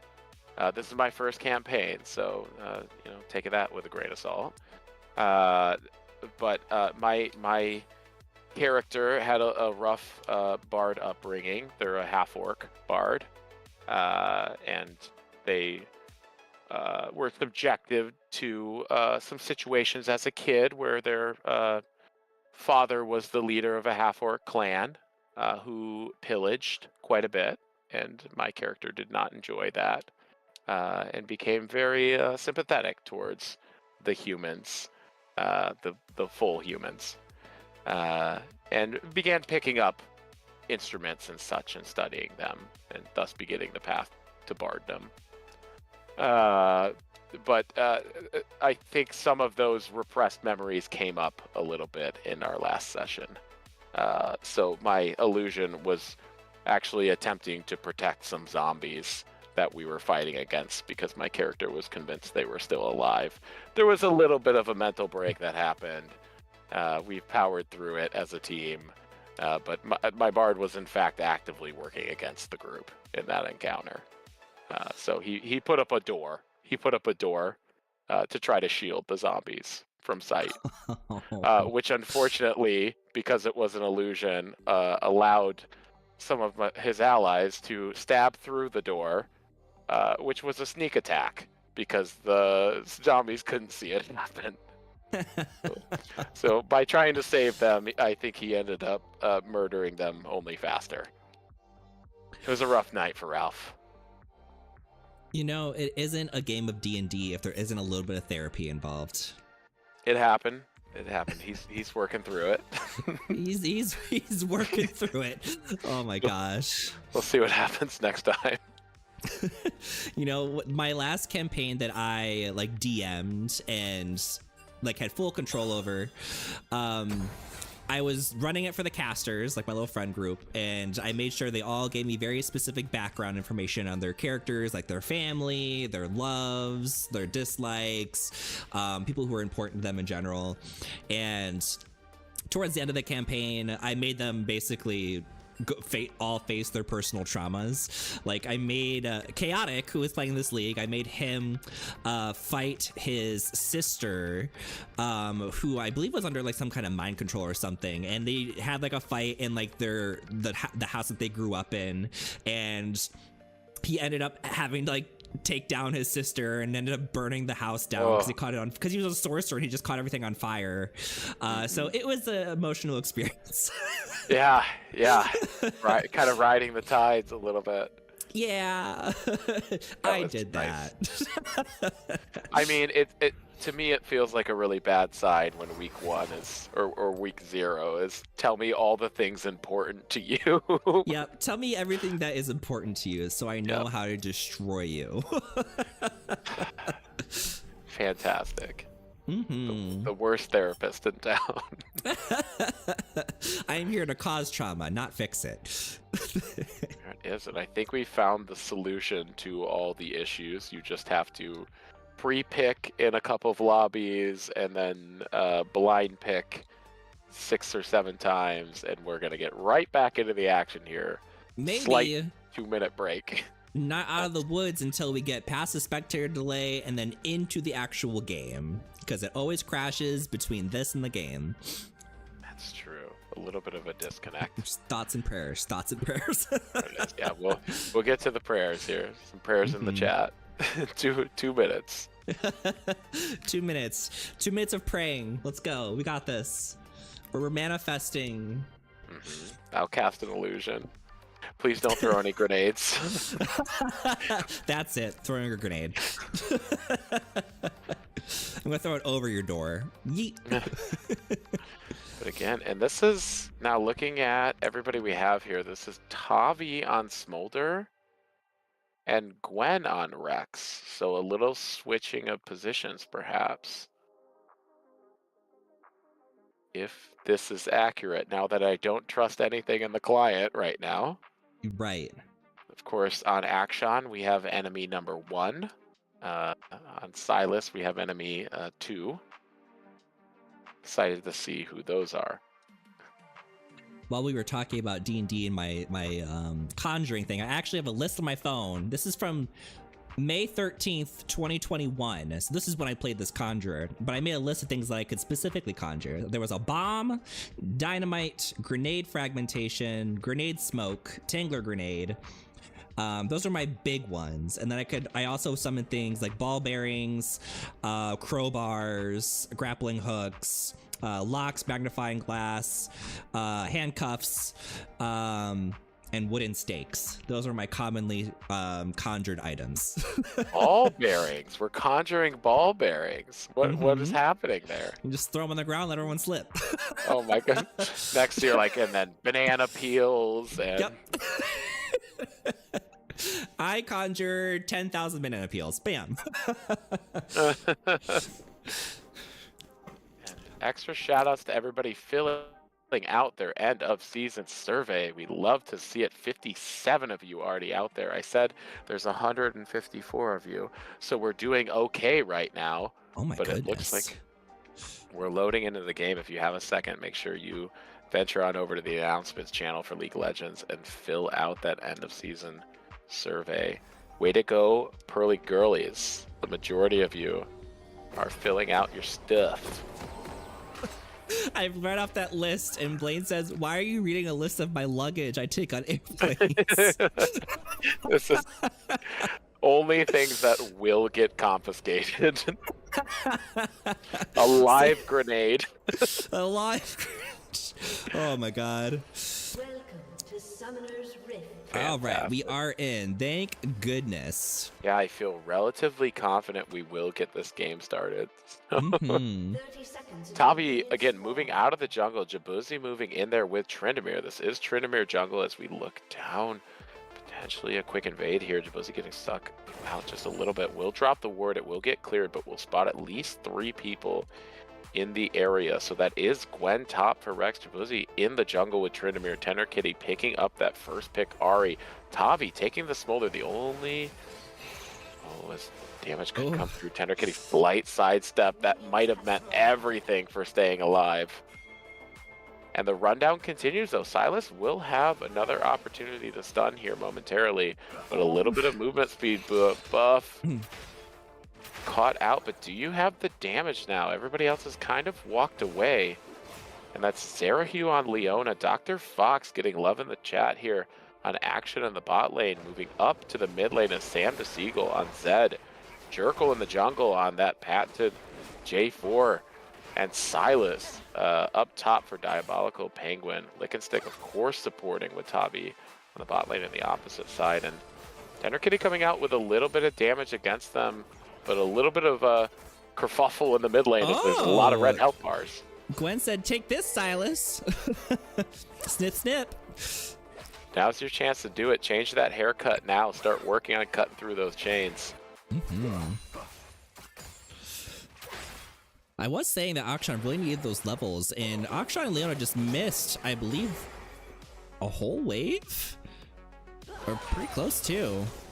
Yeah, and they forced Zed to split the first half of his CS in experience.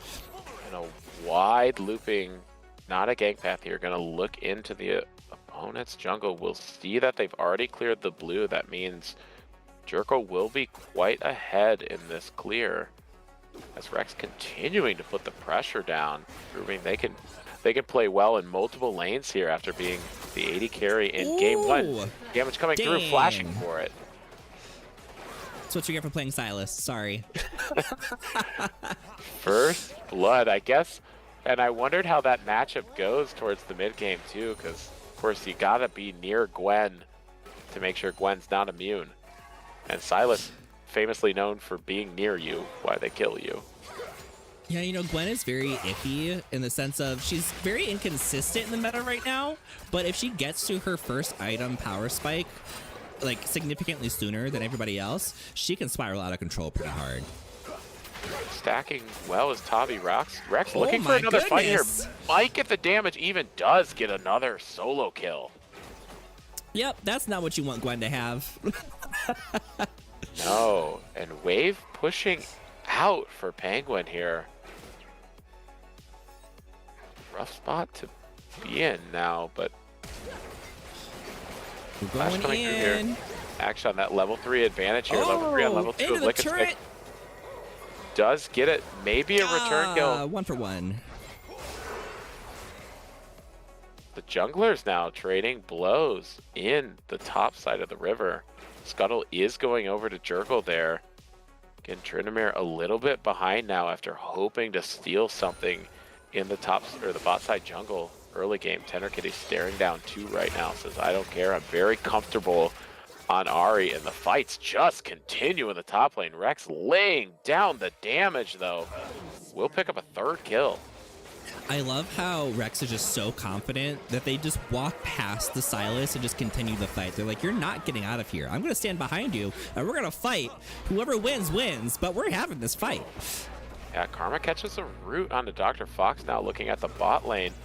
And Akshan, knowing they had a slight advantage in the 1v1, now having to step away from the fight momentarily, but crashing a big old wave there. There's not a jungler to support at this point, and that jungler is a Tryndamere, so not the greatest gank potential at this point in the game.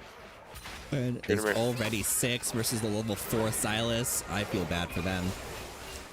Good spin away from the Akshan. That tough spot, Diabolical Penguin trying to stay nearby to get levels and maybe a little bit of CS here. Just sidestep. Oh my gosh. First proc of the ultimate, but just a blasting wand is enough. Up 3 kills, now 4. Yeah, she's going to have Nashers here in like 2 minutes, and that's going to be insane. Yeah, looking around the map, though, we do have Ahri also hitting 6 here. Tribuzzi still at 4, Lickenstick 4 as well.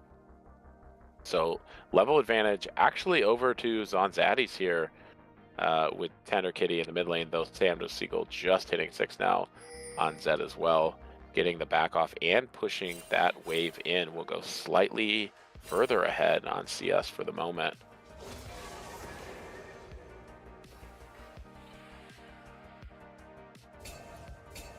But not a bad spot for Smolder to be in.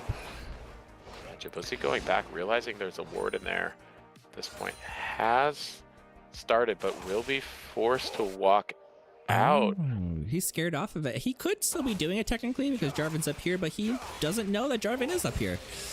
Yeah, does know that Jarvan's blue would not be up at this point, though, after spotting it out earlier. So choosing safely to walk away and seeing that, Tender Kitty says, I might as well go to that area and check on what's going on. So I think they know that these grubs will be dropped here momentarily, but sticking in the area of the bot side, pushing off Zed, is Djibouti, and the fights continue top lane. Still pre-6 as Penguin could be looking for a solo dive here. Actually dropping a little bit low as Rex getting stuck up under the turret. Going to be able to return fight outside though, but Jerkle wisely showing up. Massive. And putting Penguin back into a decent spot to start fighting back out of this otherwise losing matchup. I just wish the kill went to Penguin so they could have a little bit more of a chance, but most of that gold did go to Jarvan. So I'm very curious to see what kind of build Jarvan's going to choose. Are they going to go for the typical like lethality rush, maybe a little bit tankier items later, or are they going to kind of take on that just tank engager role? They do have Leona, so I do hope they go for more of the damage role. I'm really hoping damage as well too, knowing that Tavi has 1 kill. At this point, if you can shut Tavi down, and you might also have to work on shutting the Gwen down, the damage feels pretty nice. Zerahu taking a little bit here. Actually, Ignite going to be dropped on. Damage is going to come through quite a bit, but Flap's not going to get you far enough there to continue on to Zerahu, who will stay in lane here to finish off those support procs.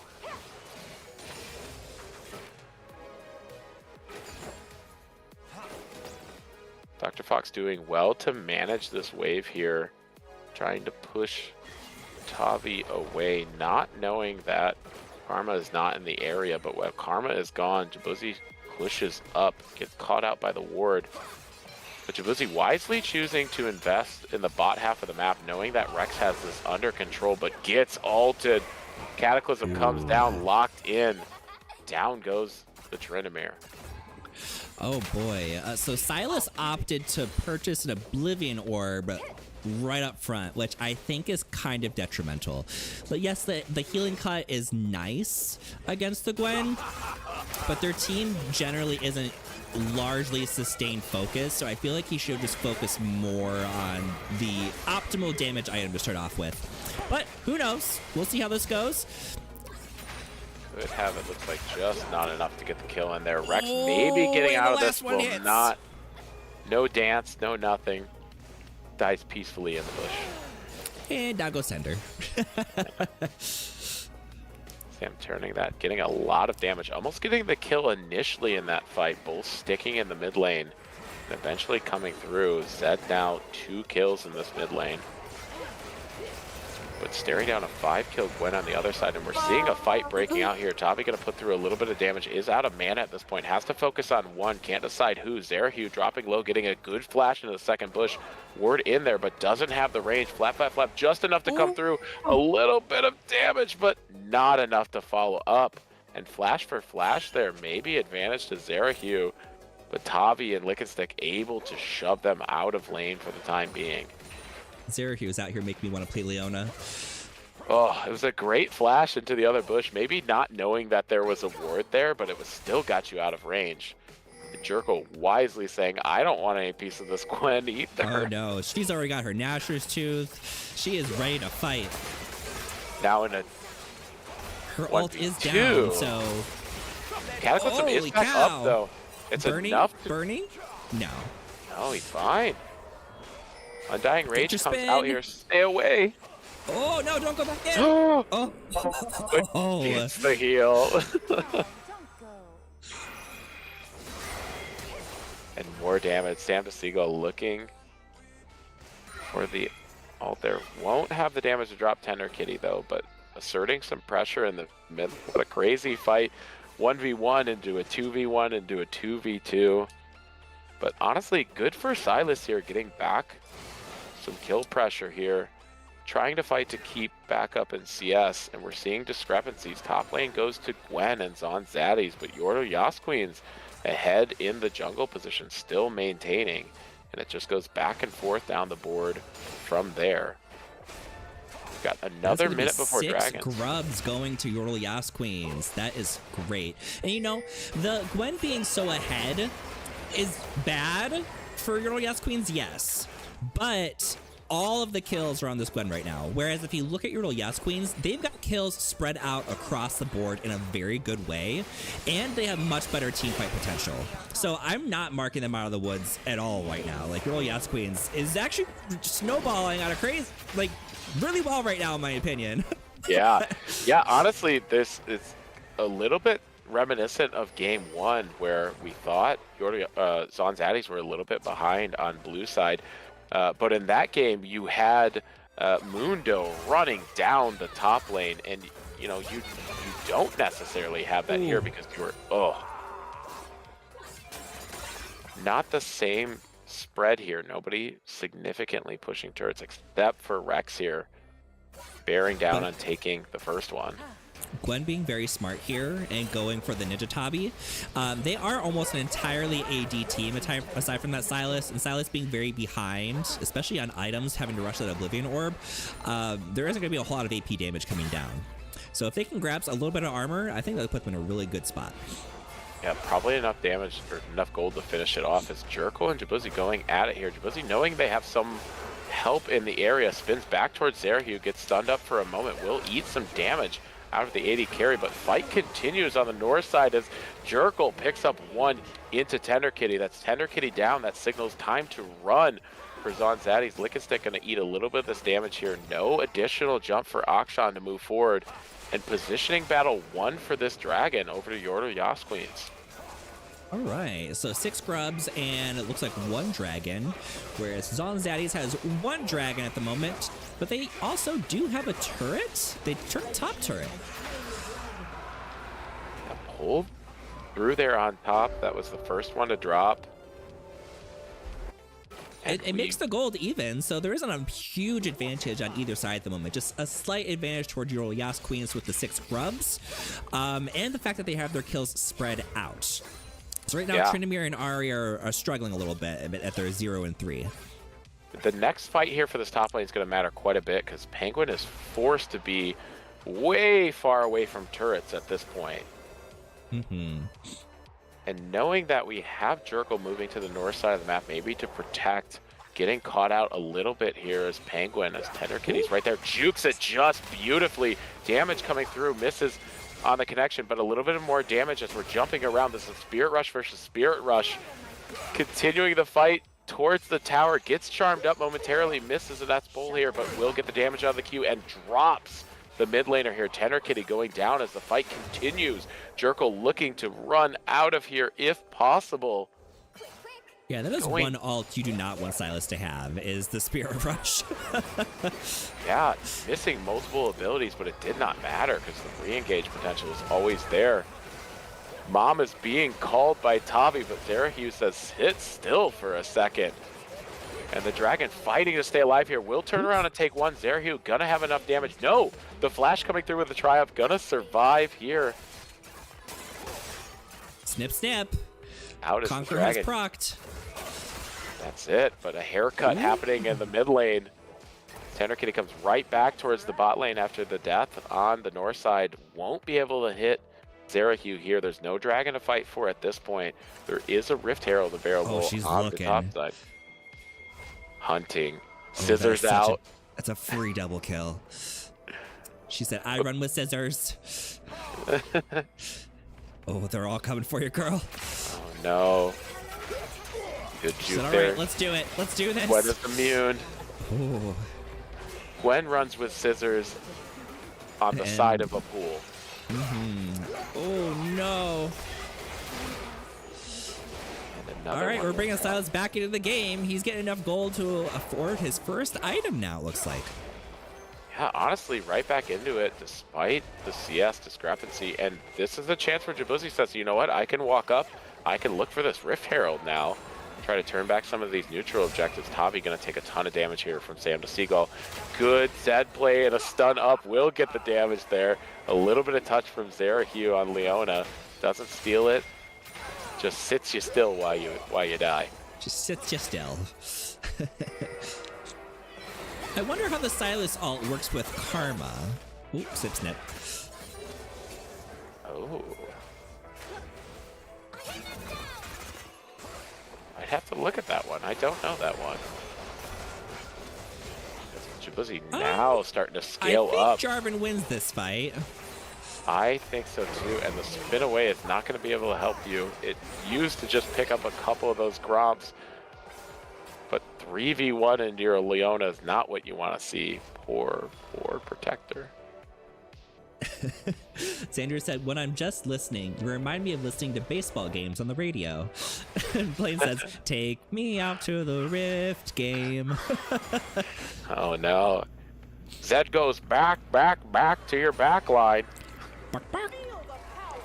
And looking for a kill here on the hunt. Sam the Seagull finds Lick and Stick, might have the damage, will get it with the ultimate regardless, maybe looking for 2.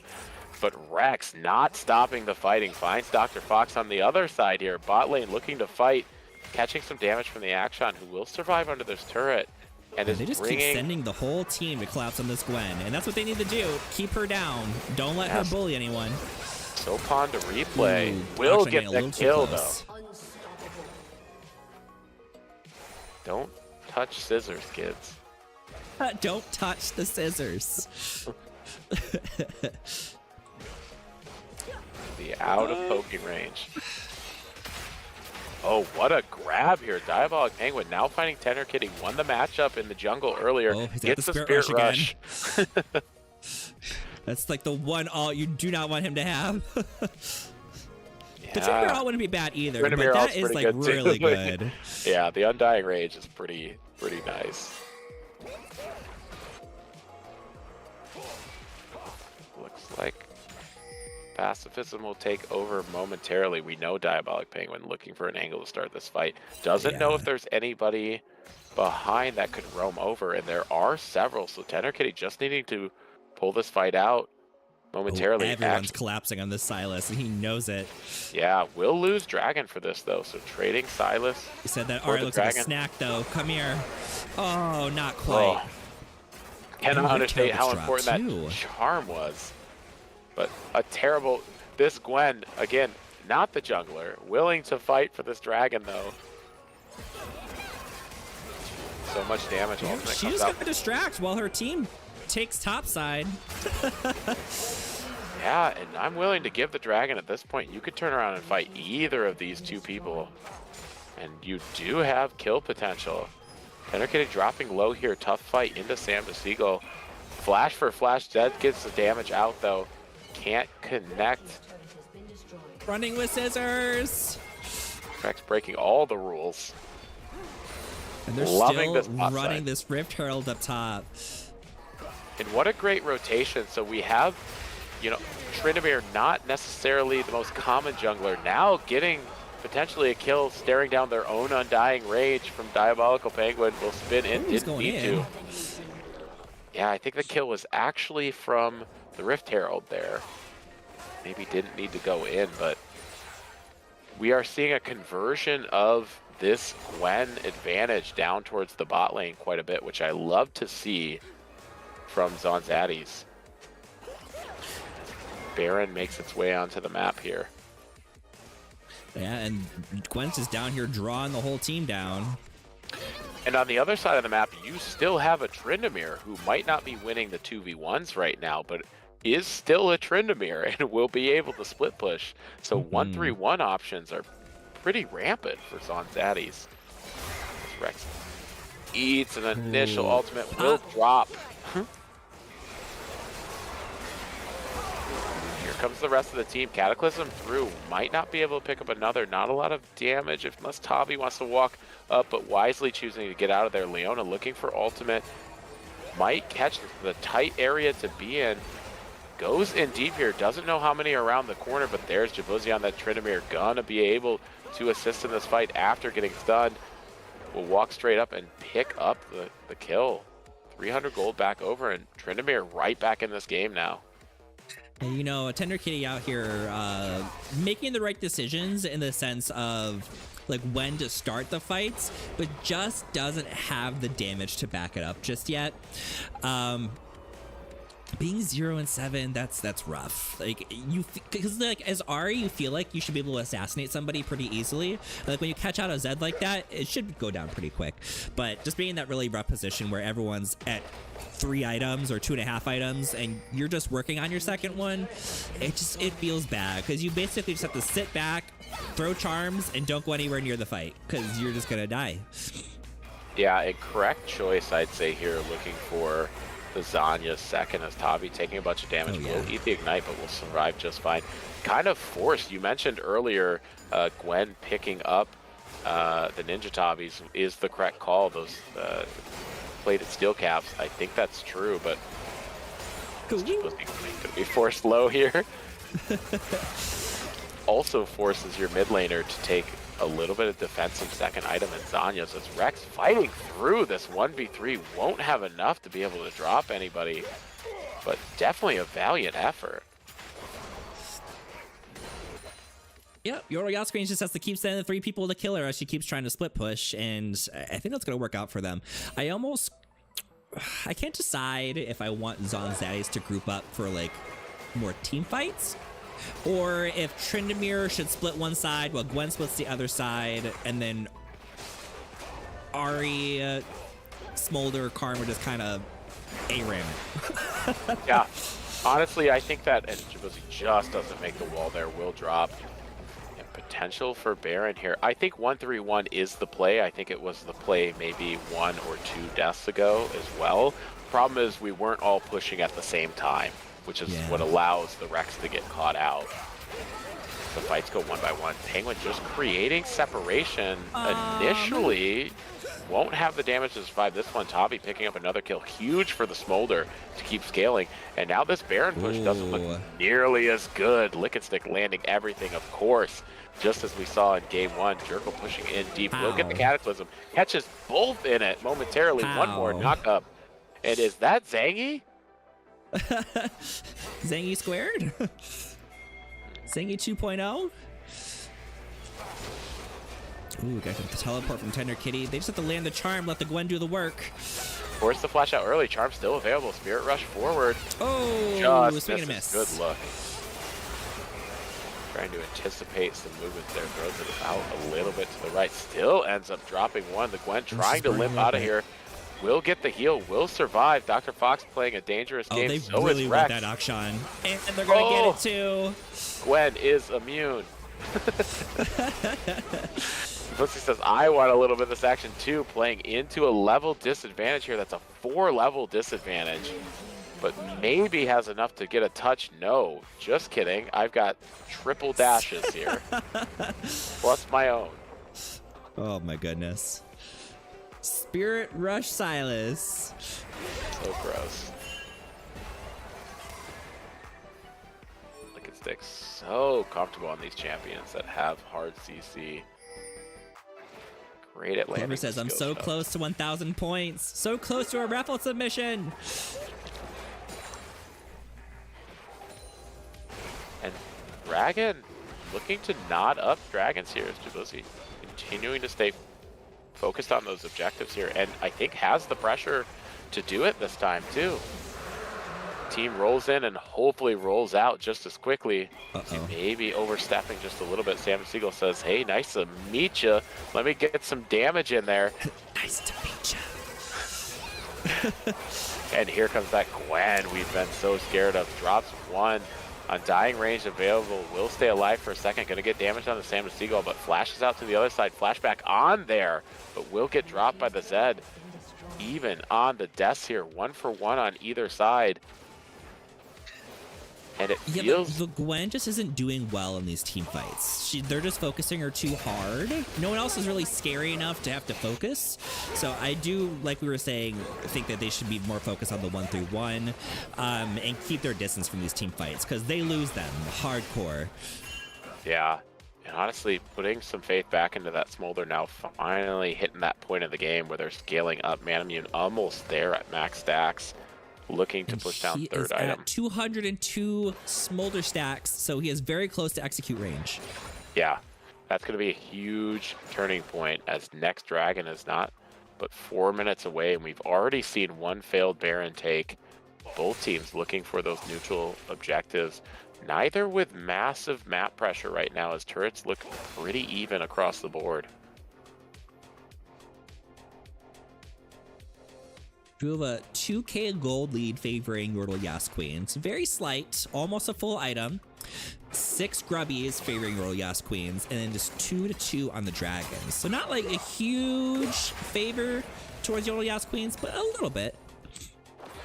Like we were saying, these team fights are always going in Yordle Yas Queen's favor. So we just need Zonzadius to figure out a play that does not involve team fights. Oh, poor Tender. The Zonia's this is there. bullying. Was he also maybe caught out on the other side, not able to Undying Rage right there. Rex maybe not having the same relative strength as earlier. Jerkle dancing around, will get to Dr. Fox, though. A lot of damage coming through. Going to push Dr. Fox off the back end here. Ultimate going to push through and lay just a tickle as the two run away. Rex very strong here. Definitely the matchup they want to play into, but I'll eat my words. They're still showing their strength with a 13 kills in this game.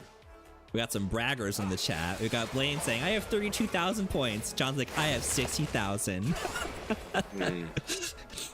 Cash them all in. Throw them in for the raffle. Who was first today? What really matters? Blaine said he was first, although Blaine did send it before I pushed the go live button. So I don't know. I think it counts. I love the commitment. Cataclysm going to be available for 2 people if used well here. But we're going to back off. We're going to look for some control. And this is what I like to see. Slow it down. I think whichever team is able to slow it down momentarily, look for some vision control. They're going to have a big advantage in these team fights. And that's what Zerahu is trying to do here as Rex continues the fight. TP coming down there, so maybe odd man fight on either side of the map. Secondary TP coming through, and that puts Sam the Seagull is going to be in a 2v1. Cedric jumping in. Rex is going to drop. That's going to be a tough fight. Maybe Zed's advantage there is Jabuzzi also dropping low. Undying Rage. Do you go in? Do you run away? Pick one. Goes in. Drops Dr. Fox, but gets dropped by Zerahu in the process. And here's our mid laners deciding to fight it out bot lane. Ooh, the charm hits. Charmed. Oh. He gets his first kill. What a beautiful charm. Just didn't have the distance of shadow across the charm. Yeah, I'm having trouble figuring out what Zonzadius needs to do. Like, we keep talking about the 1-3-1, but what I'm seeing happen is the Tryndamere will be like on top, the one will be on the bot, and then the other 3 are kind of just like scrambling to help either Tryndamere or Gwen as they're 1v3ing in their respective lanes. So they're not finding the opportunity to push one of the other lanes and take advantage of that distraction. Yeah, I think Gwen picks up that 1-for-1 regardless of the TP in the bot lane, so maybe keeping the man advantage on the other side of the map might have been the way to go, but we're seeing Lick and Stick uncharacteristically caught out here as Rex continues the push. Zoning just to clear out Dragon Vision now, as we're only 12 seconds away from it right now. So Red Side pushing it real hard, going to eat one charm. It's Jerko, but Jerko, of course, a little bit tankier now than he was before. Rex is getting greedy. But is immune, of course, too. So he's going to be able to fight out of this well. Has plant available. And here comes Tavi flashing straight into the fight. Says, I can help you for a little bit. I do a bunch of damage. Continues Dragon deciding to help, but there goes an ace momentarily here, and we know who wins the 1v or the 5v5. Great attempt with the smolder, but yeah, like we were saying, the team fights they're just not going their way. We've got Jarvan at 13-0, Zed at 15-3. It's just too much damage coming down on a lot of squishies. They don't really have a tank over on Zonzadius, so no one's really going to be peeling for anybody. It's just too easy to take off the threats. They can really focus that Gwen down. She'll live for a minute because she can sustain herself, but once that invulnerability goes down, or the immunity goes down, then you're just kind of there waiting until it's over, and eventually you die. Tryndamere Gwen, a comp of 2 disruption instead of 2 tanks in the front line. But very, very tough when Zed, Jarvan, and Silas can all find their way to your back line. Zed finding his way under the turret here, almost dropping Liquid Stick. Survives with the shield. But yeah, the front-to-back team fight, not quite the option here, and that's rough if you're the Smolder, who should be in execute range now.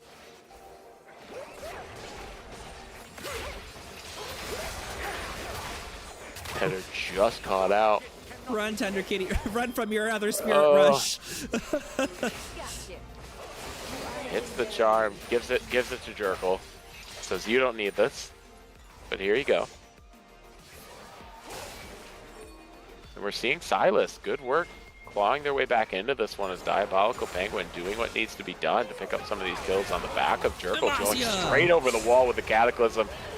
As some extra CC coming in from Zera, who's still holding that tower tank for a little while. Here comes Akshan flying in, going to be tanking unnecessarily for a second. But that's going to force everybody out of there, as Tavi might not survive this run on the backside of the map. Rex is looking to take the bot turret. We have opposite side push. Oh, Zed is just 2 ahead. That will shut that down. No more pushing available there, but we saw both teams looking to send opposite pushes there. Not looking for the team fight, although stronger in the last one was Yordo Yasqueens. I could see them pushing for the 5v5. Clover asking, how do you counter a fed Zed? More Zanyas. Zanyas on everybody. I love Gwen's choice here for the Frozen Heart. It's so tempting to just keep going damage when you're playing like a hyper carry like that, but when you choose to go Frozen Heart into that full AD dive comp, like, props to you. I love smart plays like that. That is so smart, because at this point, who are you trying to pop in the back line? Akshan, very slippery. If you go to the back line, Zed's just going to fly to your back line. You know, there's not a lot of options there. Seraphim catches a charm, very tanky though. Gonna choose to go in, and that might be the execute gonna get her. Yeah. Pow. X gonna get you. Cack to the cack. Pow. And we see even trades on opposite sides here. Sam Seagull staring down the scissors. He's like, okay, my health's a little low. Maybe we don't do this one. I like my hair as it is. Terra getting caught out there. Oh no. She's trying to live a little longer than Zayas. Cataclysm back available. Wants to hold on to it, uses it, just misses catching the Smolder with it too. I think that's what they're holding out for. And very, very wise to hold that Cataclysm, trying to catch Tavi. Still a big threat here as the 2 move in. Rex going to be able to put out a ton of damage though. Oh and now Dive Penguin going to drop as well too. Eventually. To Tavi's friends. Mom? Mom! They're thinking Baron. Yeah, top lane is pushing in on its own. They're going to be spotted out here. Identical wards for all across this Baron from both teams. She's just going to try to catch him here. I don't know if you can 2v1 that. Zed's like, I'm going to Baron. I think he would just like clicked where he was going and was like looking away for a minute. I think so too. Wisely choosing to go back towards Sam the Seagull, who's the biggest damage threat here. But drops a bunch low. Thought they were going to get out. Tavi. Yeah, watch out for sneezes. Yeah, Tavi's so aggressive on the Smolder, willing to go in for kills when they're available. And it nearly paid off in 2 team fights. All right, they know they're doing it. Nature's wrath. Yeah, you guys need to back off. 2 teleports coming in. Yeah, teleports from both teams.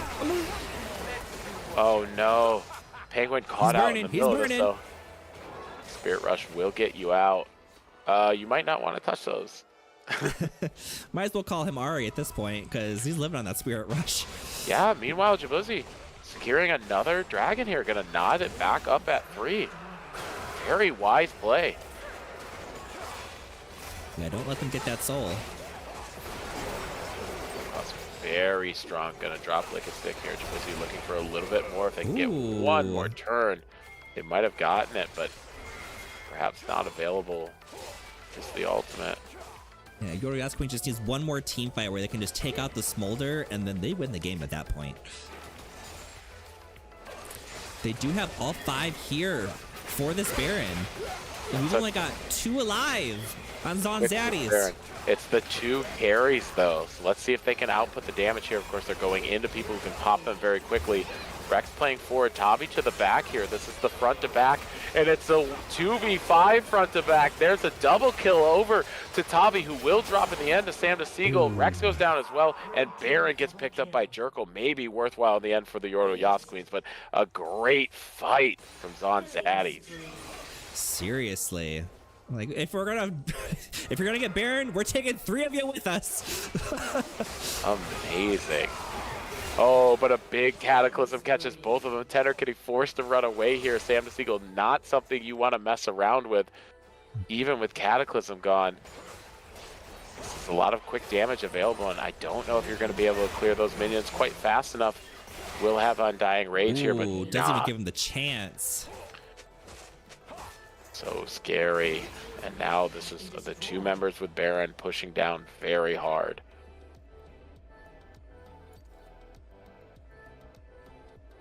I don't know why the camera thinks that this is the most interesting part of the game. Yeah, what's Zerahu up to? In the base. What are you buying, friend? What you buying? Oh, must be waiting on item, actually. Let's see. Oh, no. A couple wards. And it does have Warmogs, too. I love a good Leona with Warmogs. Be able to fight. I love when tank supports can afford real tank items. You mean pink wards? You know what they need to fix? They need to rework the Seeker's, not the Seeker's Arm Guard, the Ward Stone, the one that can store the wards, because it's so crap right now. You used to have to buy it basically as a support, but now it's like, eh. So Justin took off the glasses from his camera. It's done it again. It's done it again. We'll see what I can do here to help. We're seeing in 1220. Well, you see, you have to be a tier 3 subscriber to get us in anything above 144. If you want to see his beard in detail, you must subscribe to his OnlyFans. Let me see if I can fix it here. I don't think so, but oh, good gravy. It's always a matter of time.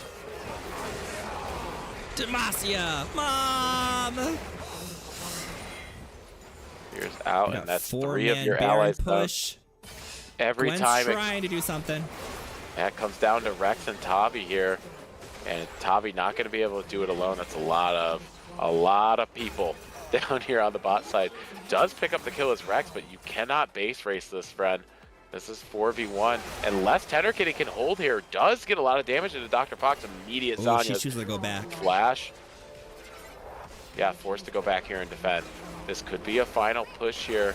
Can Rex put out the damage enough to stop them? Dr. Fox swinging in on the backside, damage coming through, and I don't think it's going to be enough. But a valiant effort here. Zonzaddies trying to stay alive and nearly doing so in this almost 40-minute game. Jeez. Ooh. It's a tough game. Loss, hard-fought loss. But I think they found this spot, and I saw some growth there from the first game. Again, first game, I thought the decision-making for the team fights were on point. Just very hard to battle back from the Mundo being so big. This game, we saw Rex getting very, very ahead, switching to top lane with Gwen, and then asserting that pressure down towards the bot lane, really making Yordle Yas Queens pay attention. But then we just quite didn't get that macro play that allowed for multiple lanes to get pushed at the same time, deaths coming one at a time, and ultimately ending it at 3950. Yeah, this would be one of the situations where, even though they're on the losing team, I would probably give MVP to Rex on the Gwen. I think so too. Even looking at gold charts here and damage charts, you're seeing just sticking around was Rex. And I don't know if they're traditionally a top laner, but again, this was an audible from game one to send them off the Caitlyn up to the Gwen in the top lane. And honestly, it worked out very, very well. Yeah, and like I was saying, I admire their choices and their itemization. I mean, they had the core build with the Riftmaker and the Nashers, but then they went into the Ninja Tabi, and then they went into the what's it called? The Frozen Heart, and then later on they even sold their boots to go into a Zhonya's for a little extra armor. So they took on that role as a sustaining frontliner while they lacked a frontliner.